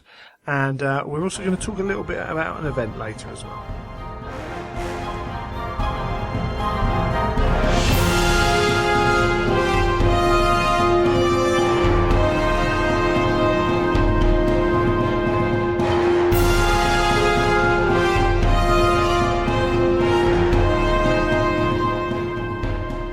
Right, let's talk about the Shadow War campaign weekend thing. Warhammer World. So this is a little while ago now, so some of the details in my head are a bit sketchy, but travelled up there with my mechanic arm for a weekend of gaming and the new style shop layout in Warhammer World as well, which is cool. Basically, the Black Library shops got put into the main shop, so they don't have someone just selling books all day, where I don't think people were going to Warhammer World to buy the books necessarily. So, yeah, that's all good. And, and to play, I say, there's just under, I think they sold 100 tickets, but there were, 80 odd people there, or 90 people there. So what, some people didn't go, or? Always happens. I don't think I've ever seen an event where every single person turns up. There's always dropouts. 100 people, that means there's 100, families. If you've got kids, you know what it's like with kids. It's like, so-and-so's sick, not going to go. Or people just get caught up or work and whatever. There's loads of reasons. So, but it was cool. It was the usual kind of GW style of things. So, this was 5 games, 3,000 points, no army list, so you can change your army up between games.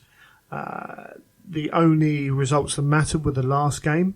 And if you had a problem, if you wanted to play anyone specifically, then you could just ask if you can play that person. And, just as long as it was loyalist versus traitor, that was fine. Nice and relaxed in that respect. I think we'll go into some of the possible issues that came up a little bit later on.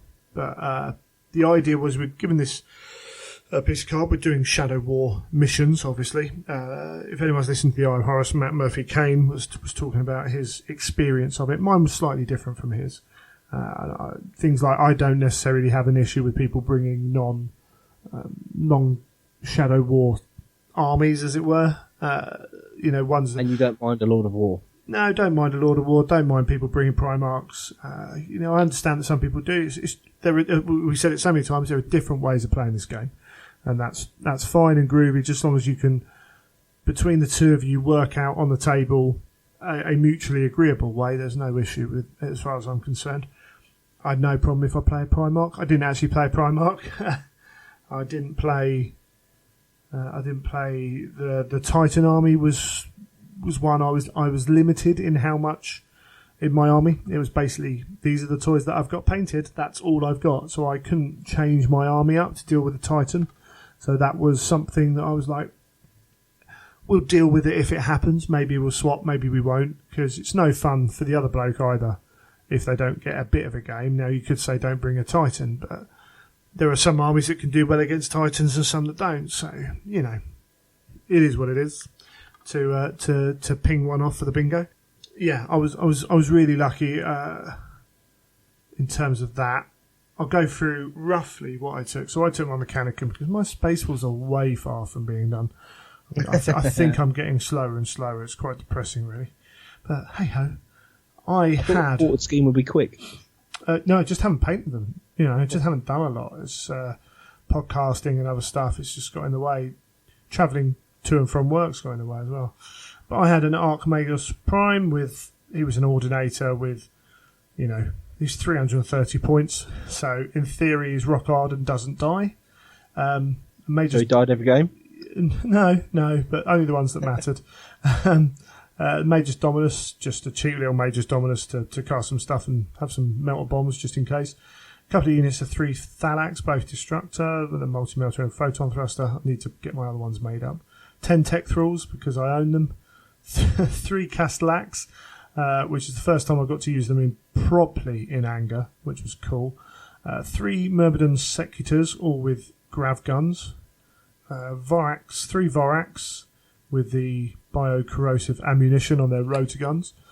My Thanatar Siege Automata, Krios Battle Tank, and 3 Myrmidon Destructors, all with grav imploders, and my Knight Styrics. So, nothing over the top in that army. That is, I got 3 heavy support options, but, 1 Krios tank, 1 Thanatar, 3 Destructors.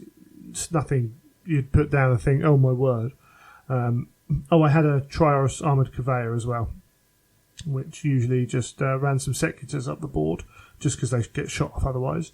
My core was 3 Thalax, 10 Tech Thralls, 3 Castellax. Again, nothing hugely scary. The Archmagus Prime's good, but there are other HQs that are as good, I feel. And, Indention Knight Styrics. I've got a Knight. but it's not like it's the best night. It's a decent night, and I like it, but it's not setting the world alight. But there was the one thing in that I was like, right, if someone rolls a Spartan at me with, Horus in and a load of Terminators, then I know if I can keep my Executors safe, I can probably kill the Spartan in one round, which means that I can then have a go at trying to kill the Primarch. So that's covered. Killing troops is easy with Mechanicum, so don't worry about just basic troops too much. If they've got a knight, I've got the Krios, I've got some other bits and pieces that might work. Yeah, I feel like I've got a good chance to be in the fight against everything. Yeah, a versatile list. Yeah, and turned up on the Friday, and a few of us were chatting, and I was like, I think I'm really going to struggle, because there seemed to be a lot of chat about some quite strong armies, and that's fine. But I was like, who knows? But I'm not going to hold my breath to winning many games. And a few people felt like that. And when we turned up on the Saturday, there were some pretty good lists in terms of the strength of them.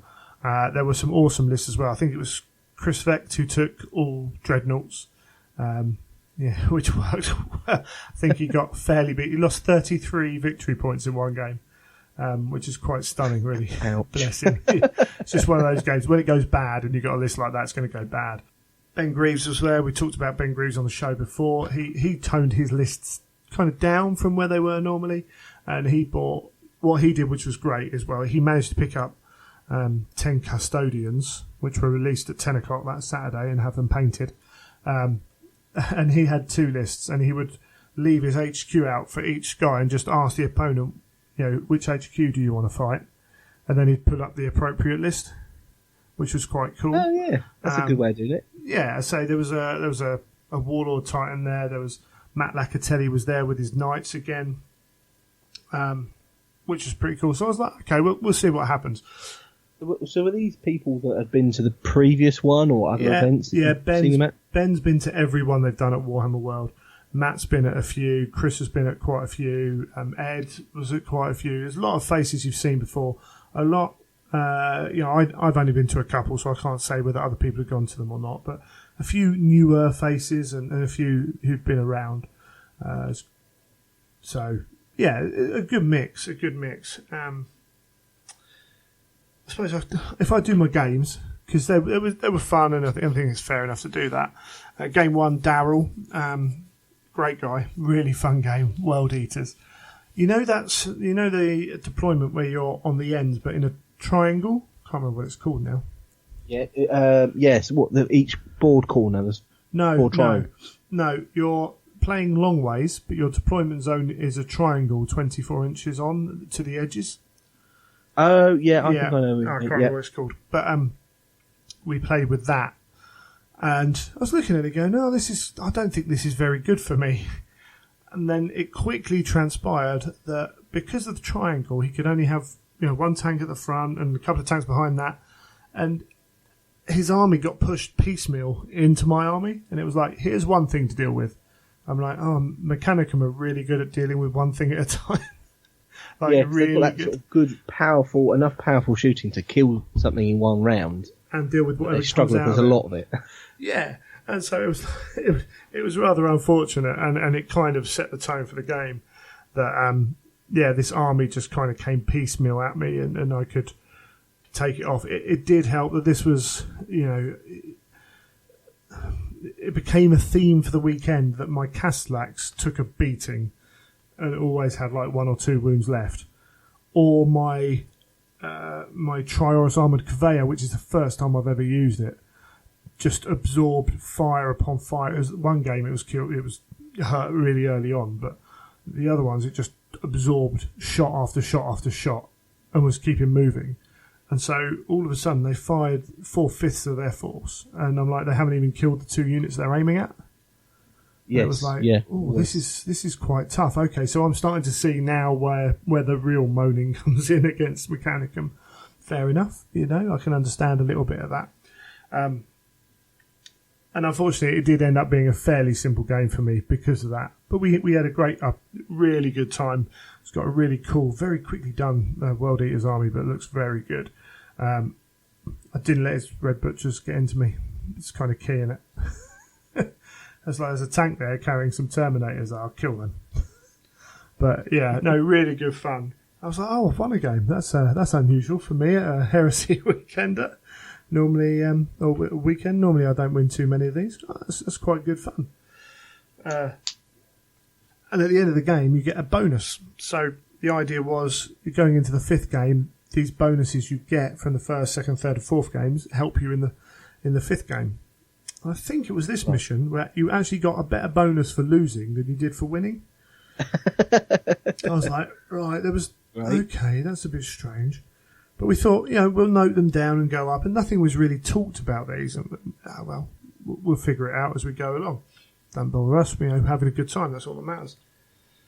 So the next game I played, I can't remember what army was using. James, the guy, had 2 knights, like a big foot-slogging army. It was, little bits and pieces.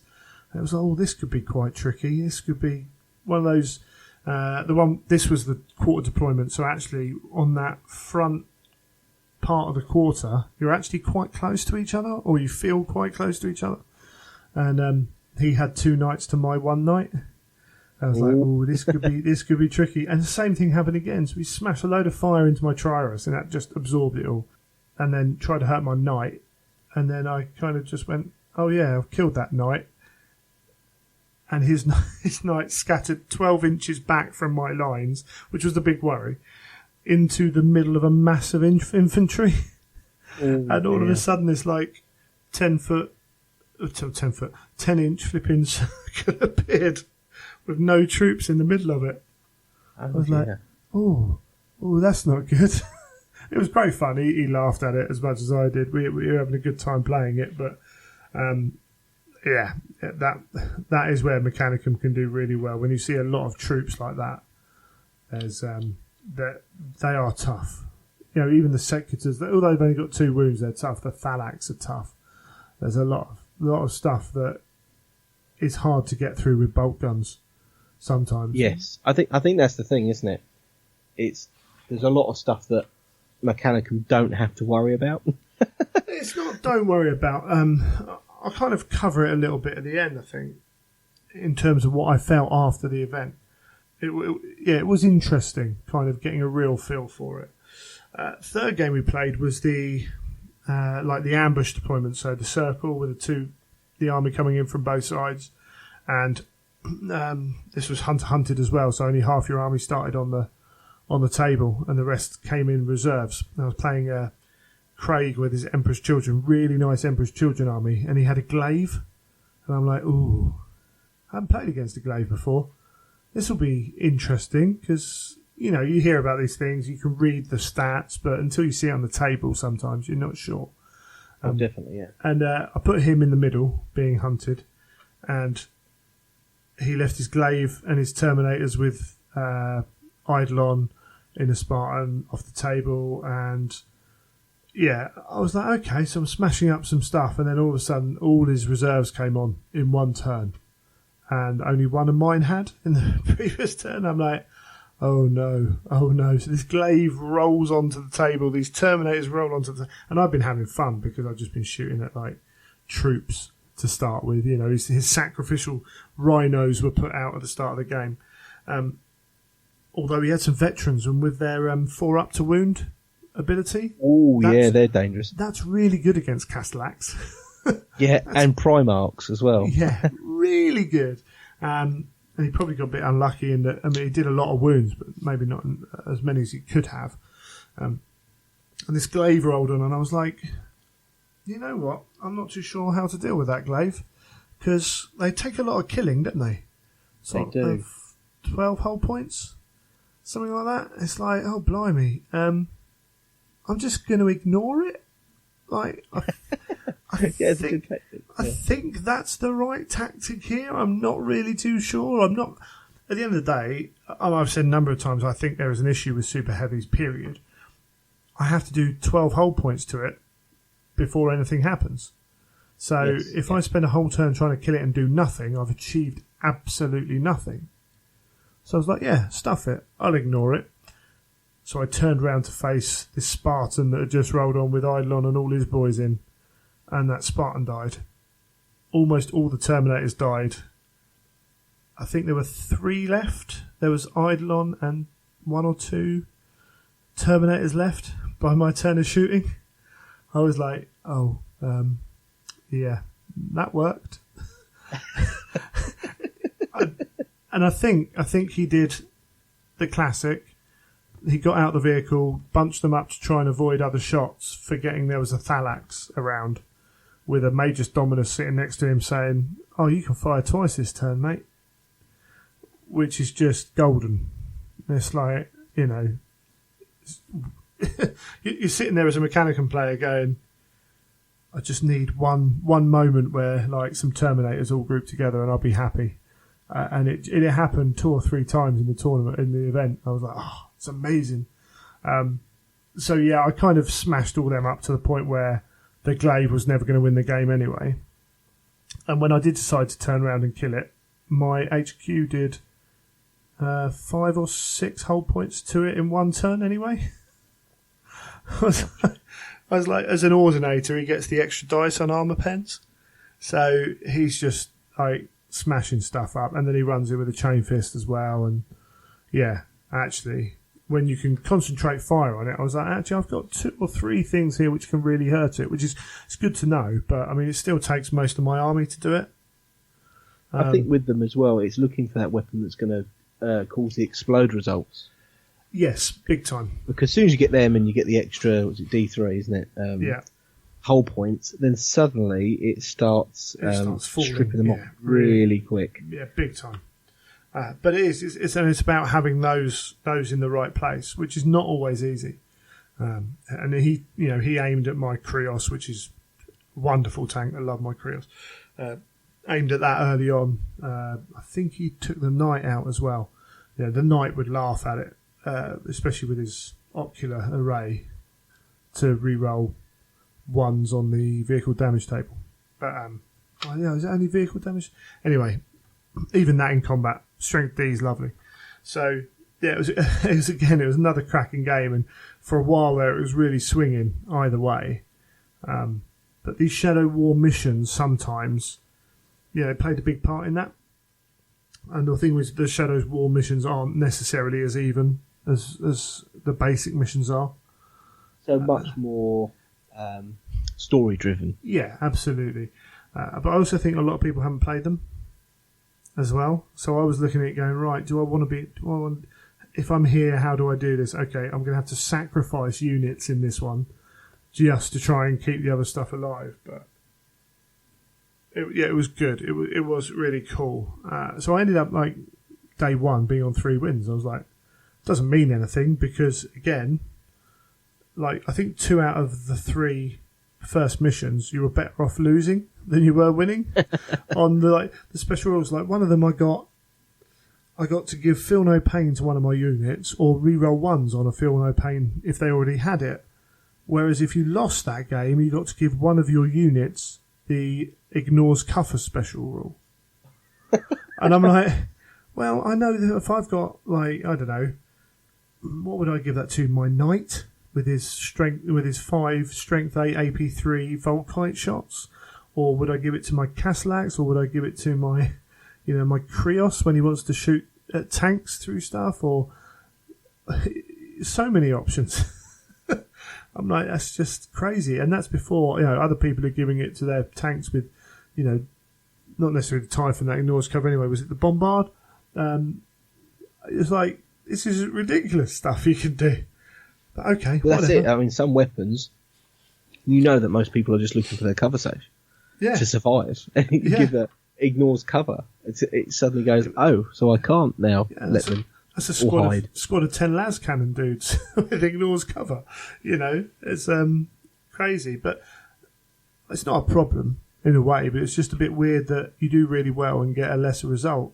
Now, was that a balancing feature? I don't know, but we'll see later on that it didn't matter a huge amount.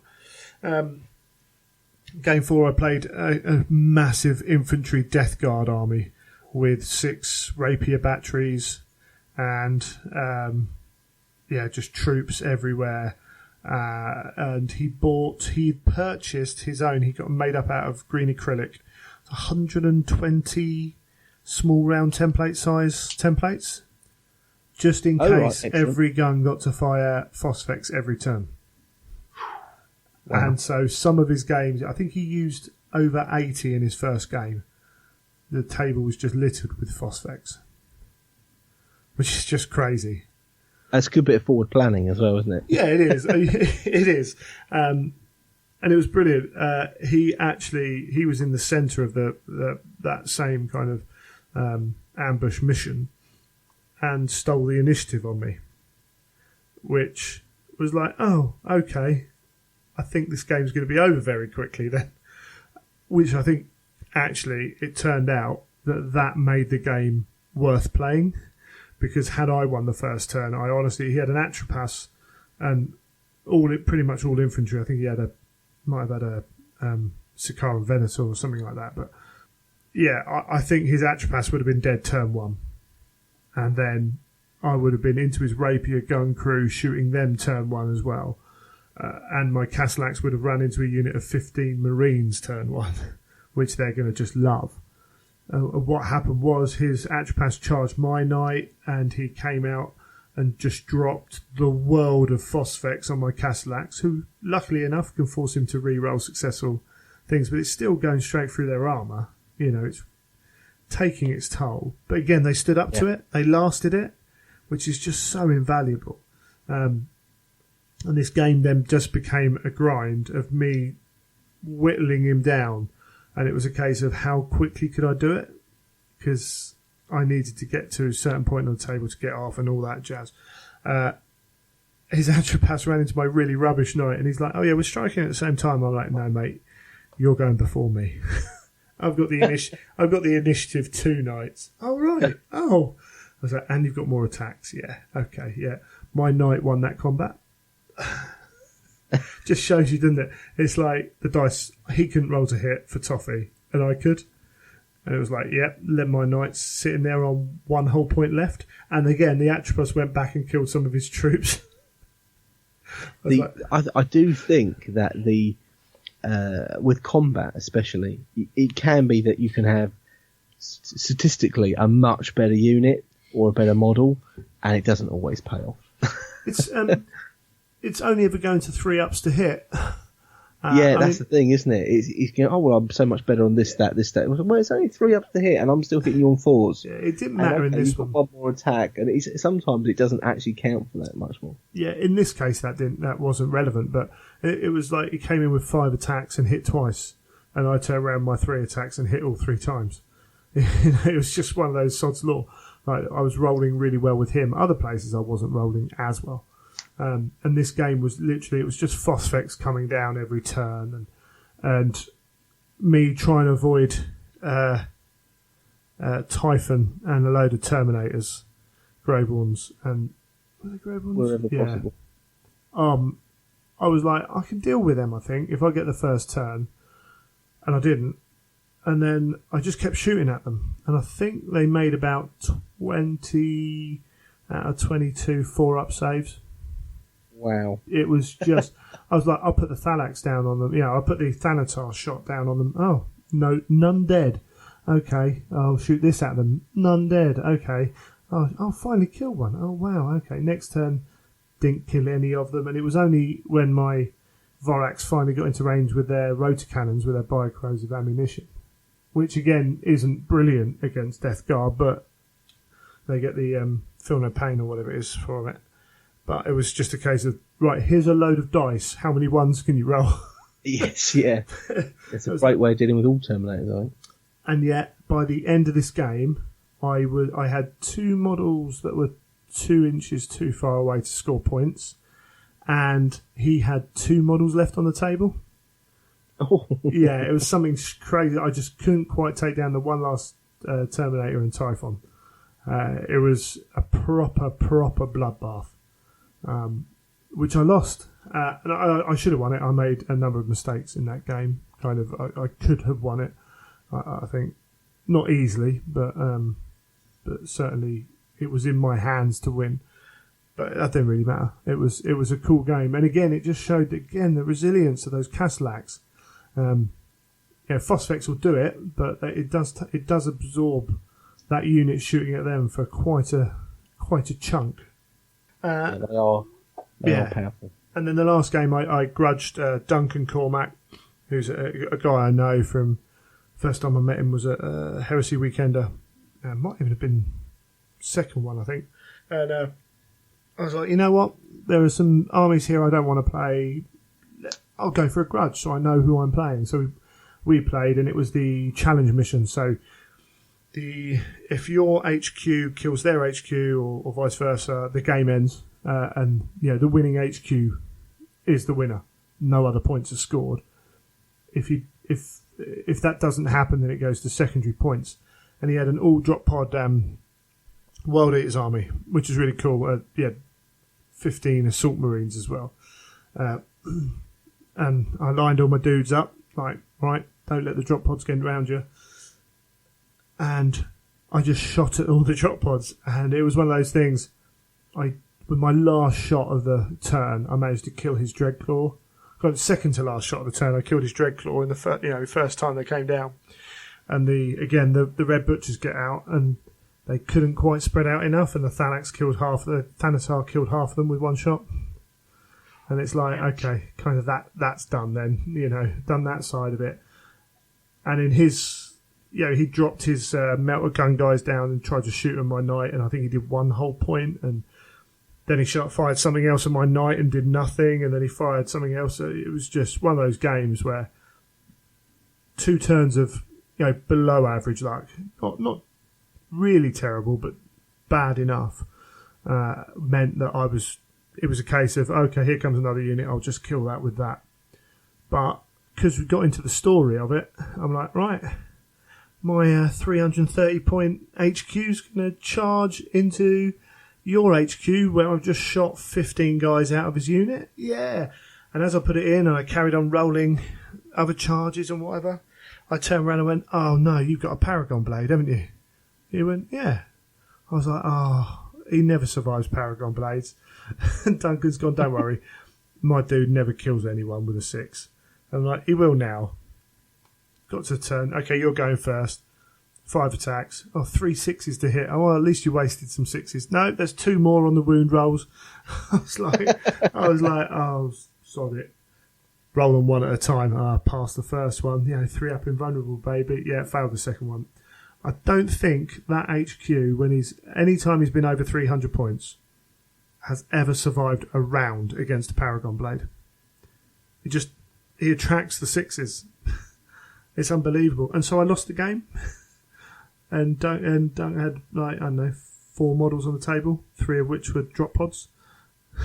And I was like, I'm kind of glad I did it, because I would do it, but I feel a bit robbed. Yeah. Just chopped his head off. It was all in your hands. He just chopped his head off. Don't mess with World Eaters in combat. But it was good fun. We finally got the awards then. Best painting, and we'll go through that. We got told who won. Oh yeah, I should say. So that last game, I got to use, what was it? I could use once only weapon twice. So I had hunter killer missiles on some of my tanks, which I'd never used all weekend. But I did have the ordnance from my HQ, which is quite nice to be able to use that twice in a game. D3 ordnance shots, ordnance templates. And I had the Feel No Pain, which I forgot about. Another rule that didn't matter, and another rule that didn't matter. And Duncan had 3 rules that didn't matter, because we went up and asked, we said, this rule allows reserve rolls, but there's no specific reserve. It feels like there should be some more benefit from it. And he went up and asked us, we kind of copied them from a different event. So if if it doesn't work, it doesn't work. And it was like, that's really disappointing, actually, because it was a cool little system, and all of a sudden, how tough, half of it doesn't work. Oh, that's a bit of a shame. So they put a little bit of a downer on the start of that game. But yeah, we got to the award ceremony. And the traitors won 22 points to 20. So had I just stood back and shot, it would have been 21 all. Yeah, I didn't feel too bad that I helped the loyalists lose that game. But you know, what are you going to do? I had a good time. 5 really good games. Good to play Duncan finally. Daryl, the first game, got my best game vote. Really cool. Met some nice guys. Armies. Now, I don't know if you saw many photos from the event. I only saw your ones that you Right, put up. yeah, there are very few I put up. So there were a few really nice armies there. There was a gentleman turned up with a sprayed airbrush red. I don't know if it was Blood Angels or what army, because it was literally sprayed red with an air gun. And that was it. Nothing else done to it. Now my Trios wasn't finished, but it had red on all the body panels. It had silver on all the tracks, and it had gold in most of the places that I was putting the gold, and underneath that was Timbit. So it was, you know, it was not as well painted as the rest of my army, but it was painted, and it was on table.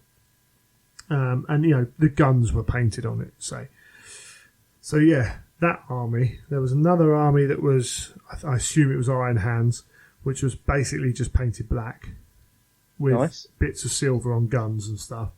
And there was a few other armies like that. Now, you've got that age-old problem with Games Workshop.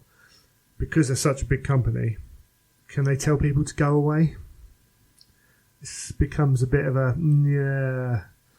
fine. Yeah, it becomes a bit of a tricky one. I kind of feel that if they're not going to turn people away, maybe they need to have a spare army.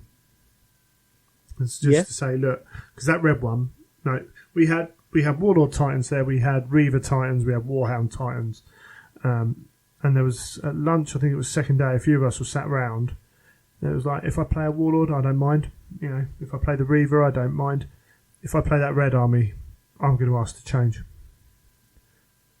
which is, you know, it's quite different, isn't it? And I was trying to work out, if I was drawn against it, what I would do. Would I, you know, because someone's going to play it, would I just kind of be like, you know what, I'll take it and let other people play on because it won't bother me as much as it will a lot of others? Or do I actually know I want to come here and play painted armies? I don't know. It's a tricky one. Very tricky one.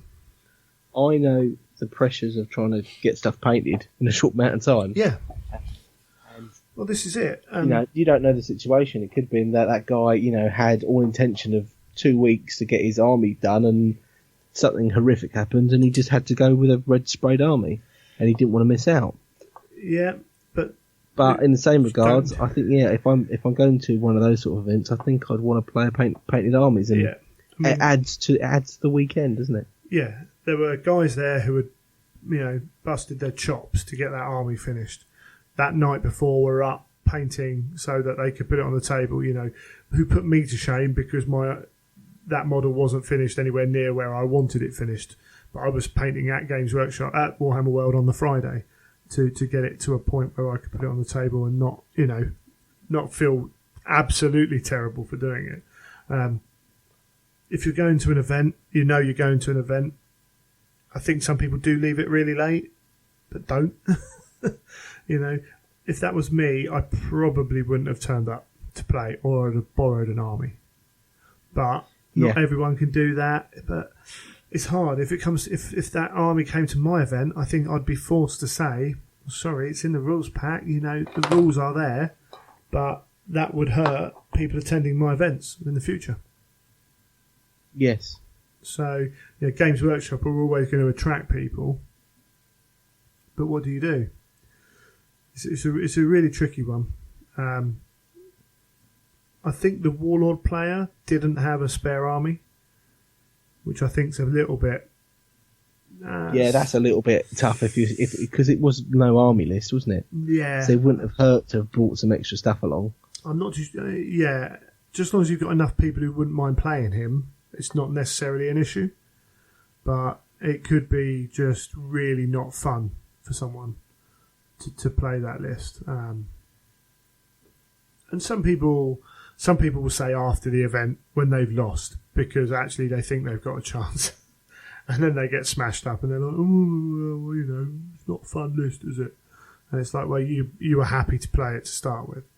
But that's an interesting issue. There was Ben had his army out, and Ben uses Iron Warriors, Loyalist Iron Warriors army he was using. So he had Rubio leading one, Garrow leading the other, I think, and Custodes joined in. And he had someone walk up to him and say, oh, Loyalist Iron Warriors, eh? You're that kind of guy. And I'm like, that's a bit off. That's a bit, I don't know if they knew of him or not. I don't think Ben knew the guy who said it, but that doesn't necessarily mean they don't know who he is. So maybe there was a bit of jest in there, but I don't think it was taken.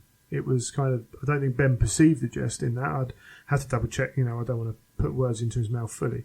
But it's a bit off any time, I think, saying something like that, which is like, actually, yeah, there's nothing wrong with that army.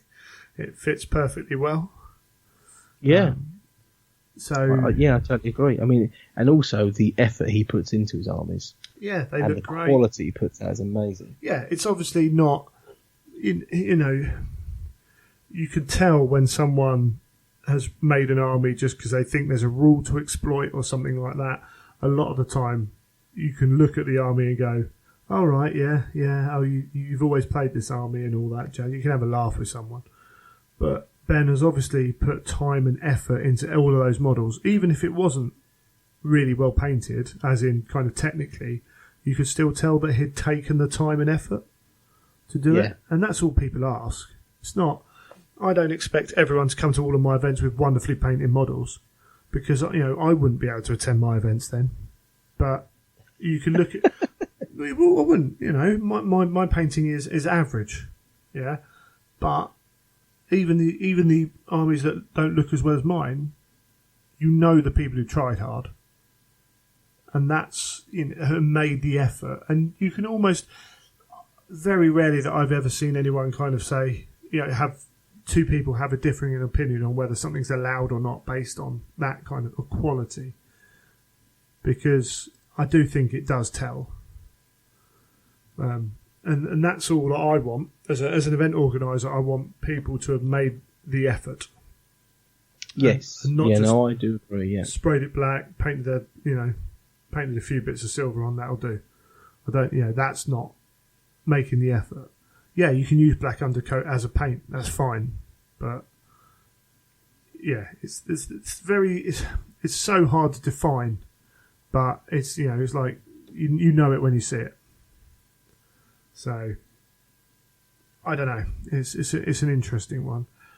In terms of kind of like the armies, there was a real mix of kind of ability of player as well as army. I got very kind of lucky through the weekend, if you want to look at it that way, and I didn't play anything over the top at all.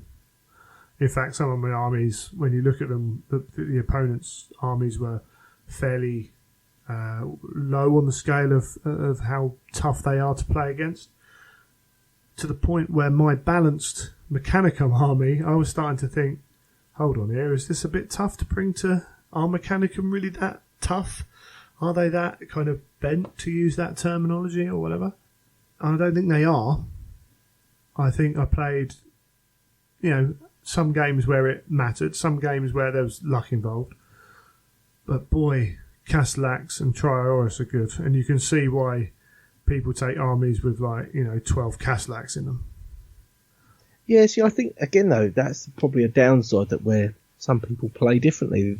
They tailor and they find a rule that they like or they think is powerful. They tailor a list to that rule, but then it always sometimes gets unstuck by a different type of army or a different type of list. And I must say there were 2 or 3 opponents had not played or hardly ever played against Mechanicum before. And that's the number one weakness for a player, is not knowing what they're up against. Also, almost everyone plans their army to play against Marines. So something like Castellax, like who takes autocannons? Or equivalent, something that's a high strength with a low, middling to low AP. People don't. They don't do it. Their heavy guns are designed to take out tanks. Their light guns are designed to take out infantry. Generally speaking, rash generalisation.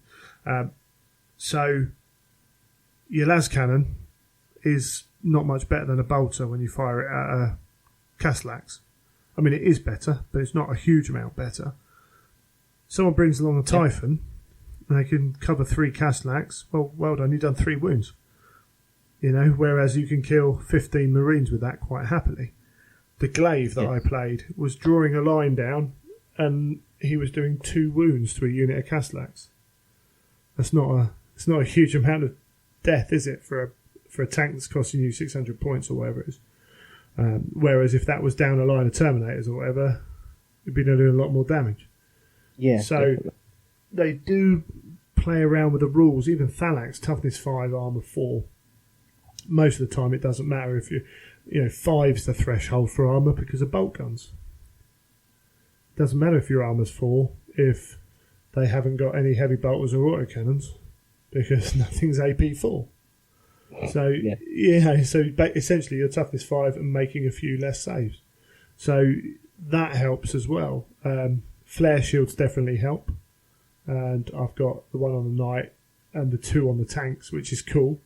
But yeah, it's a very different army, and it'll be interesting to see kind of if at some point we do get a slight shift with the Space Marine armies, the Astartes armies, and how they're equipped and what they're equipped to deal with.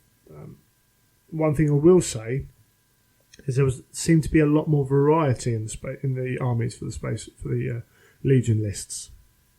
So that's good to see. A year and a bit, whatever I go, when I went to the second one, I think it was, up there was a lot of Spartan, Bodyguard, Primarch / Praetor / Sigismund, who, named character. And in fact, there's a really good chat on 30k forums, which I was quite surprised with how it went. It was, is plastic good for the hobby? And almost everyone said yes. And someone said, my only worry is actually you're going to see a lot of the same kind of armies because people go and buy plastic sets. And I don't think it's ever been down to like something's been cheaper. I think it's been down to what's available. And right at the start of the heresy, the Spartan was king because it was different enough to be a heresy only vehicle. It's got a huge carrying capacity for a transport, which is just amazing. I mean, it was way undercosted as well, which helps. But also, people want to take their big character because of the historical nature of the game. They want to take their Primarch, their named character, and then if you're going to take him, put him in a transport, you want to give him a bodyguard. So all of a sudden, you're building this Spartan Death Star, as they become known. And some, like the Salamanders one, can be amazing. The Iron Hands one can be pretty good as well. And so a lot of people did it. Cool, Spartan, do. That's what you do. And what's a good way to kill that? Well, I'll take my Spartan with my Primarch and I'll do the same thing. And now there are so many choices out there in terms of tanks and transport and fighting options as well. That, you want to take an all Dreadnought army? You can take an all Dreadnought army. I'm going to move away from doing the Spartan thing. I'm just going to drop 2 Leviathans into their backfield in Dreadnought drop pods. I'm going to take flyers with transport capacity. I'm going to take infantry armies because I can do this and this and this. So there were tank armies, there were huge infantry armies. I think Matt might have been the only person there with a knight army. I'm trying to remember if I saw another knight army. There were quite a few knights dotted around, but not many knight armies. Yeah, and there were loads of different legions were all represented, as far as I could tell. Yeah, it was really good to see that aspect of the community, variety, and people showing their own, imprinting themselves onto their army, which is really cool. It's got to be a positive thing. That is good. I mean, I think these things they're about the gaming, but they're also about the hobby and about seeing people's armies and connecting with those people. So with the variety and things changing, I think that's a good thing. But it's got to be a good thing, because if you turn up, whether it's your club, an independent event, a GW event, and everyone's running 2 Spartans, then it's going to get dull very quickly. Yes. Because, okay, you've taken 2 Spartans, I'm going to take my, Mechanicum, I'm going to take their Grav, or, I'm going to take my whatever, and it's just going to get into this cycle of the same kind of thing. But so many different armies, so many different ways of playing. It's still difficult, I think, for people to plan against Mechanicum or plan against Solar Auxilia that have got potential to really cause some problems. Militia, not so much, but those two themselves will be interesting, really interesting to see when the Talons of the Emperor list comes out with the Custodes and see how that shakes things up.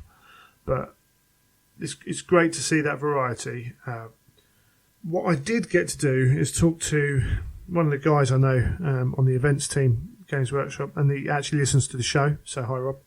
And he was talking about, you and I talked about the terminology we use, and particularly the term filth, and the way we look at other people's armies. Oh yeah, you bought the filth, and it's like, well, to paraphrase that whole thing, filth can be one person's filth and another person's average. It depends who's playing it. Depends the style they're playing it. It's what toys they want to use. It's not.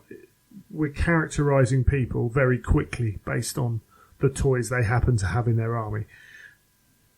We actually got to the award stage. Ben Greaves actually came back from this event and put something up about how he was perceived and some of the terminology that was used, which was fine for his friends who know him or people who know him and talk to him, and I'll have little digs at Ben. Oh, you bought that, did you? Oh, and there was nothing wrong with the army he bought at all, and he knows I'm just playing with him.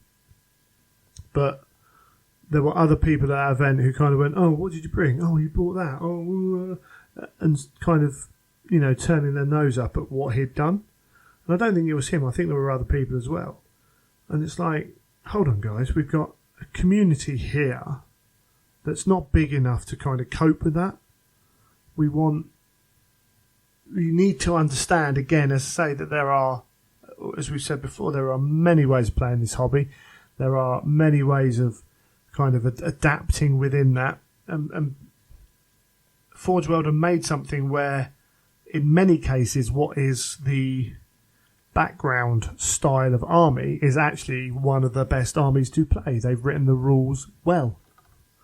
Yes, I think that's half the problem. Yeah. People look at it and go, no, that's how you've got to play them, but that's not always the case. No. So blokes, oh my God, you bought 12 tanks for this fight. Well, yeah, I'm playing Iron Hands and I want to play a heavy armoured division army of Iron Hands. It's kind of what they do. Or, I'm playing White Scars and they've got loads of bites. Yeah, you can't automatically judge people based on what they're bringing. You can't automatically assume that they're going for the power build. And as we say, even then, power builds, one thing about Games Workshop games as a whole is they tend to have hard counters. It tends to be very much when you specialise that much, you just end up playing this game of rock, paper, scissors. So going for that to win is not necessarily the wisest thing to do. And the fact is that when Ben's at this event, and I'm using Ben, I hope he doesn't mind, but he's not there to win that event. He's there to have fun, to play with his army. He made a really cool army. And you know what? If you were with him and you were like, I think you're going to ruin my army's really... He'd change his army up to try and make a good game of it.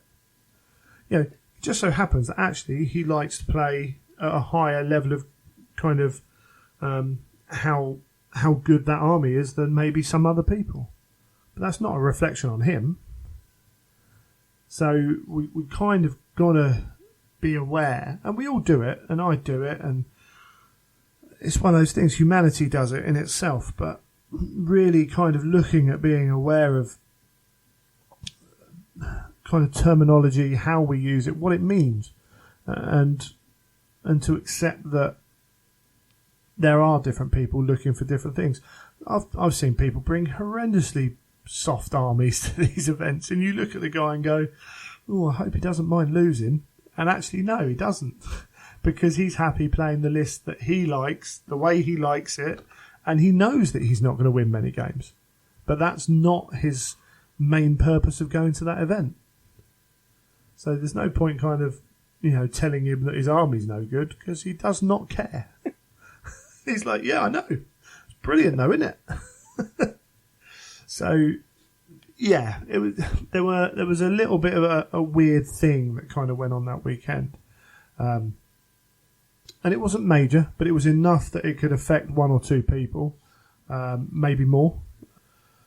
It's hard. Some of the brilliant things about our community, there are some niggly things in there, and I think if we can maybe address them a little bit, it would only be for a good thing. And I think 90% of the time they're not necessarily meant that way, but because we get into a certain way of thinking, I know Rob was saying that his guys in his part of GW kind of moved away and looked at the language they use. So they don't talk about the filth choice. They talk about, I find this unit to be effective in these circumstances. I find this unit, I struggle to use this unit kind of, within this system in the way I want to use it. That's a much more accurate way of looking at Tyrant Siege Terminators, for instance, because people will go, "Oh, they're filth." They are. Well, actually, if I've got Myrmidon Destructors with grav cannons that I can get into close range, they don't do a lot. Yeah. So how filth are they in that game? Well, nowhere near as much as they would be if they're allowed to sit back and shoot and what have you. It's everything's kind of relative to what you're doing with it, and at the end of the day, every club's got its gamer who very rarely wins games. And you can look at his army and go, "Oh, his army's a bit stronger than mine." Yeah, that's fine, because he doesn't win a huge amount of games. So actually, if I impede myself, I mean, in fact, talking about Blood Bowl being kind of Blood Bowl's out. They actually put mechanics in Blood Bowl when not all the teams are equal, purposefully. So if you are a good player at Blood Bowl, take one of the teams that's slightly harder to play. Take your vampires, your halflings, your goblins, and then see if you can compete with these guys. There's nothing wrong with that at all. In fact, I love that challenge sometimes, and I'm probably not good enough to do it at Heresy or whatever, but in Blood Bowl in my local community I am. If I went to a World Championships or whatever, I'd get smashed, but let's say everything's relative. But yeah, I don't know. It was a good weekend. Some great painted armies. Say Matt Murphy Kane won 2 or 3 awards. Andy Wardle won an award. Sam Perkins won an award, and there were lots of other really cool armies. They've moved the cabinets into where the Black Library shop used to be. And I do think, I don't know, it feels a bit hard sometimes to get a good look at the models when everyone's around for your judging. Oh, the judging's very much based on voting then? It's all player votes. So, yeah, you get... what GW do really well is they give you an A4 sheet of paper and you tear off your... it's, best squad. Okay, tear that off, write your name down, put it in the tea chest they got there, the little pirate chest, and then they total them all up. But you have to squeeze into this area to look in, and you're very much hoping that your model's front and centre as much as possible in that display cabinet, because you're going to get the best light that way, that kind of thing. But I don't think they're going to have a better way of doing that, because people like to see the stuff in the cabinets, and that way people can't pick them up, which is good as well. True.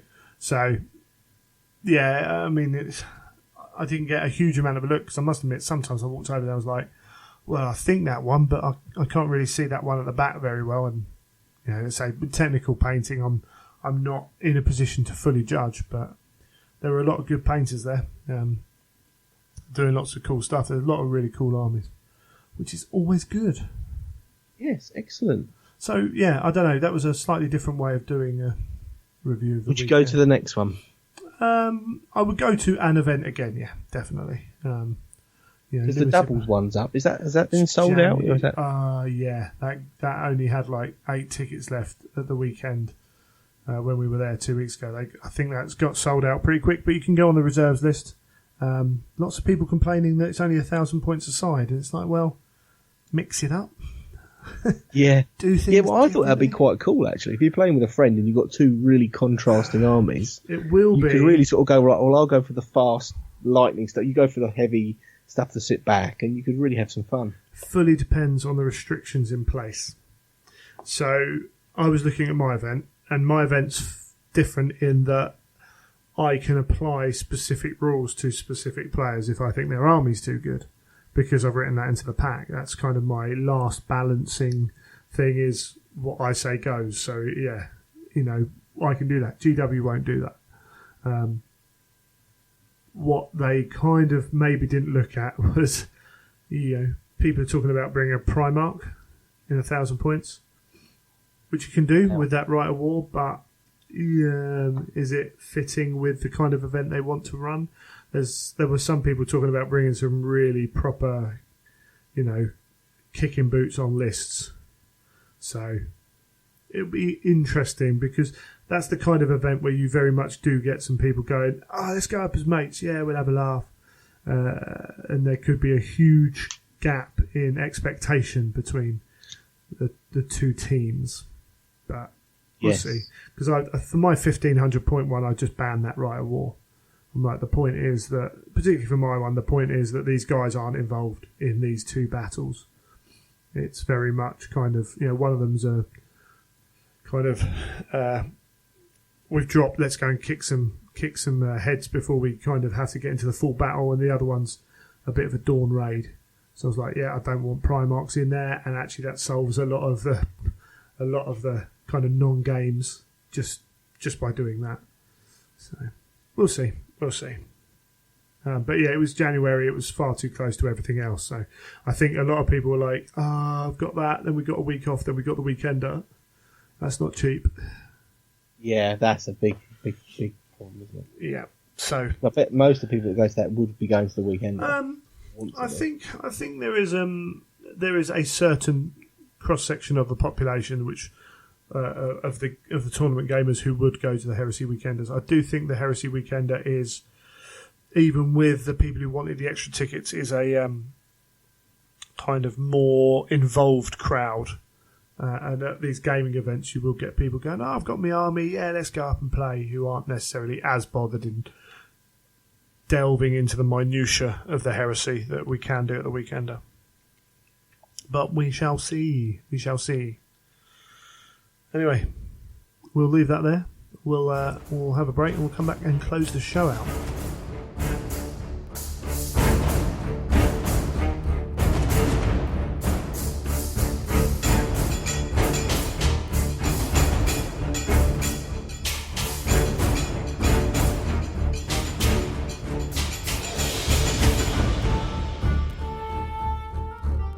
And we're here to close out the show.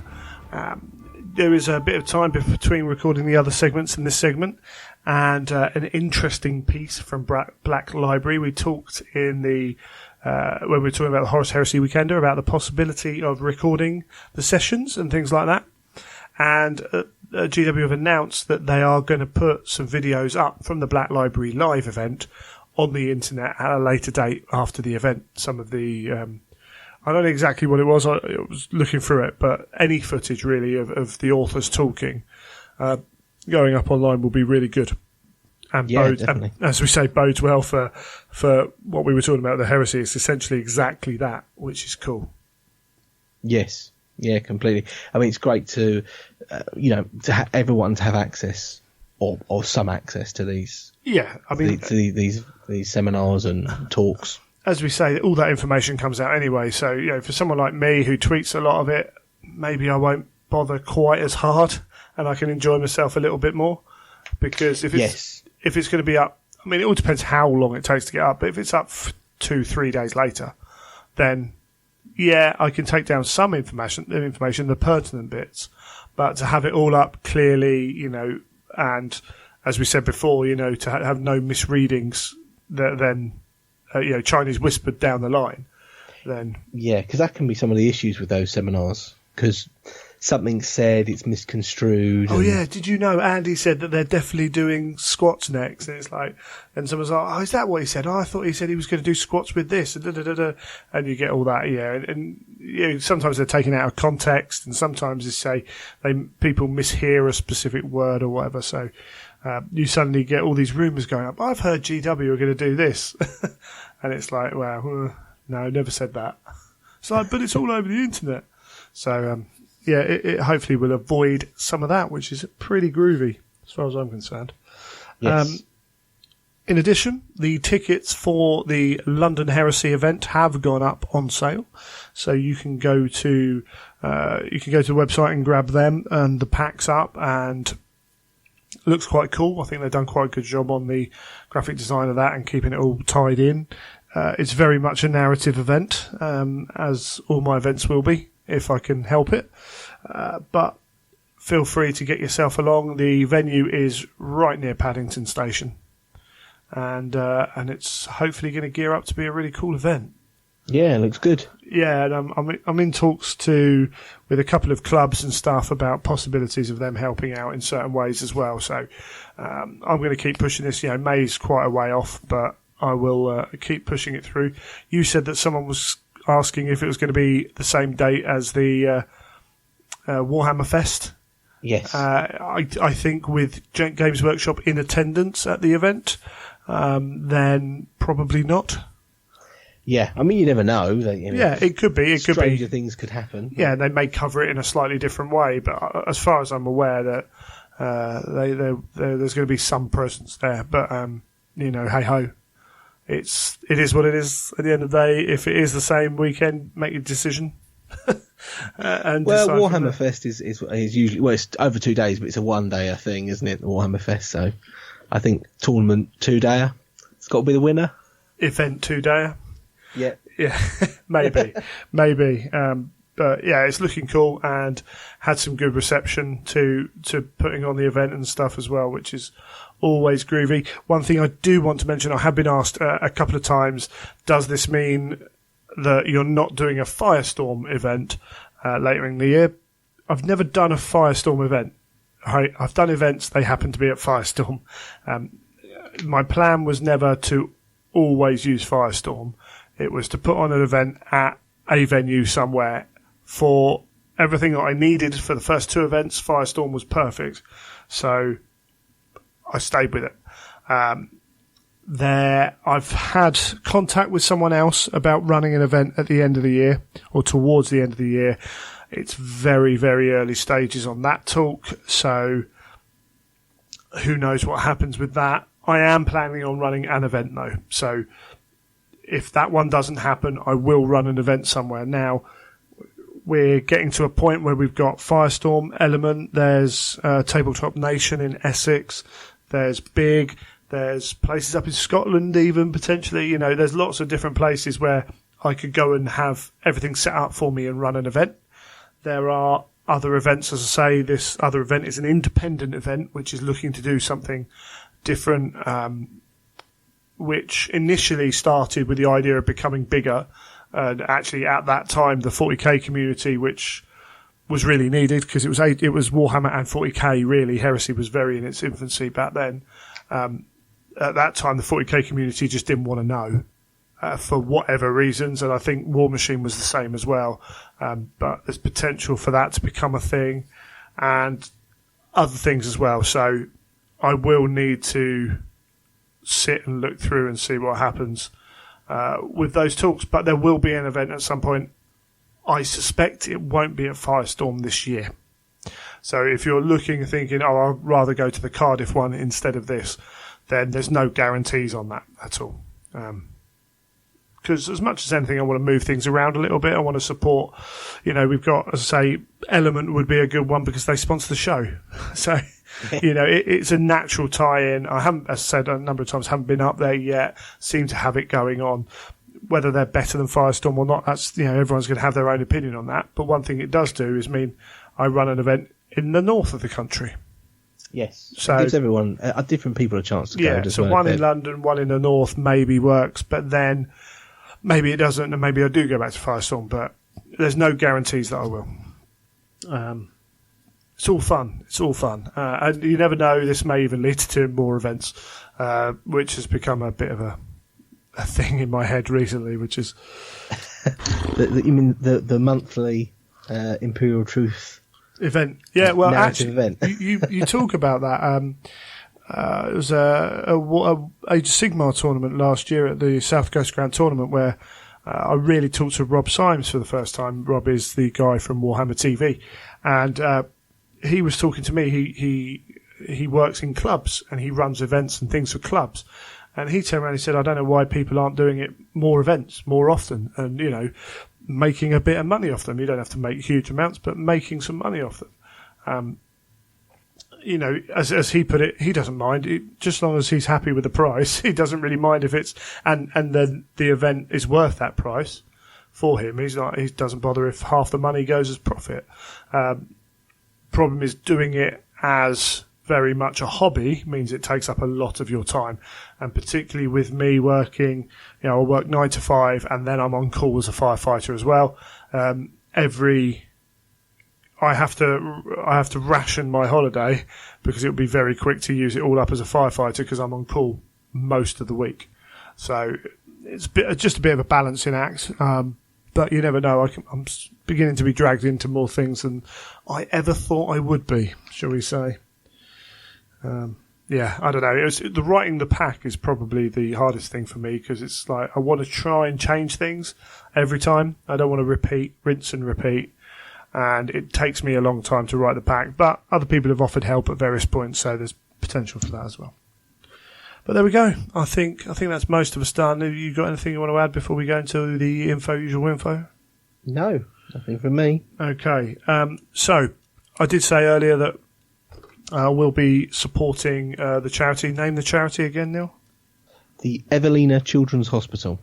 Okay, there we go. Neil's going to send me links to the website, their website as well, and we're going to plaster that on various parts of Facebook and Twitter and the website and the show notes. So you can go and check them out because, you know, it's only right that you check out where your money's going. We'll be upfront and honest about what it's going to do. So Patreon is one of the ways that we do get a little bit of cash in to help run the show, get to events, things like that.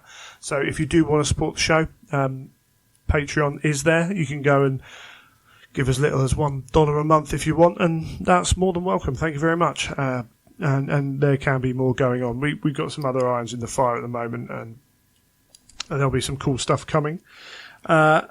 If you need to contact us, you want to ask questions, you want to ask questions for the show, or you just want some more info or anything like that, then you can get us via our emails. So it's greg@theimperialtruth.com and neil@theimperialtruth.com.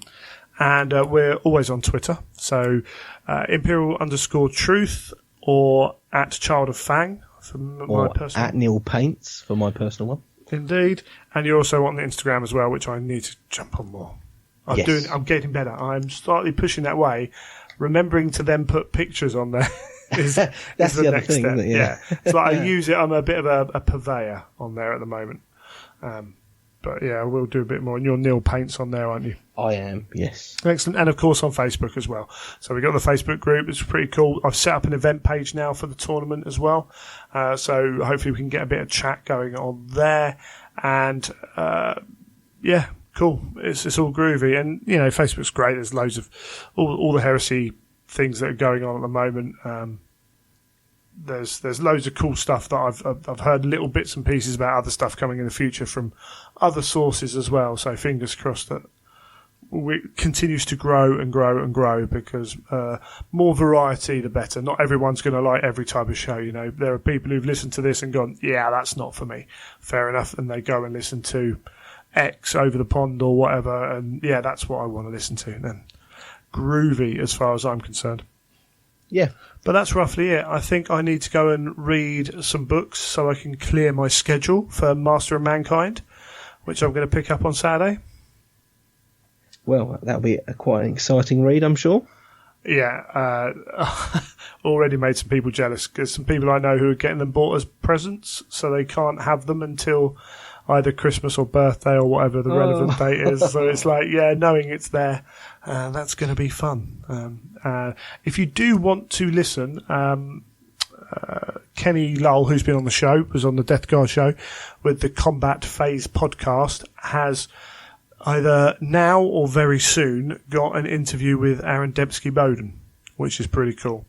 It's quite a hard task to do that, so there is credit just for getting the interview for Kenny for that one.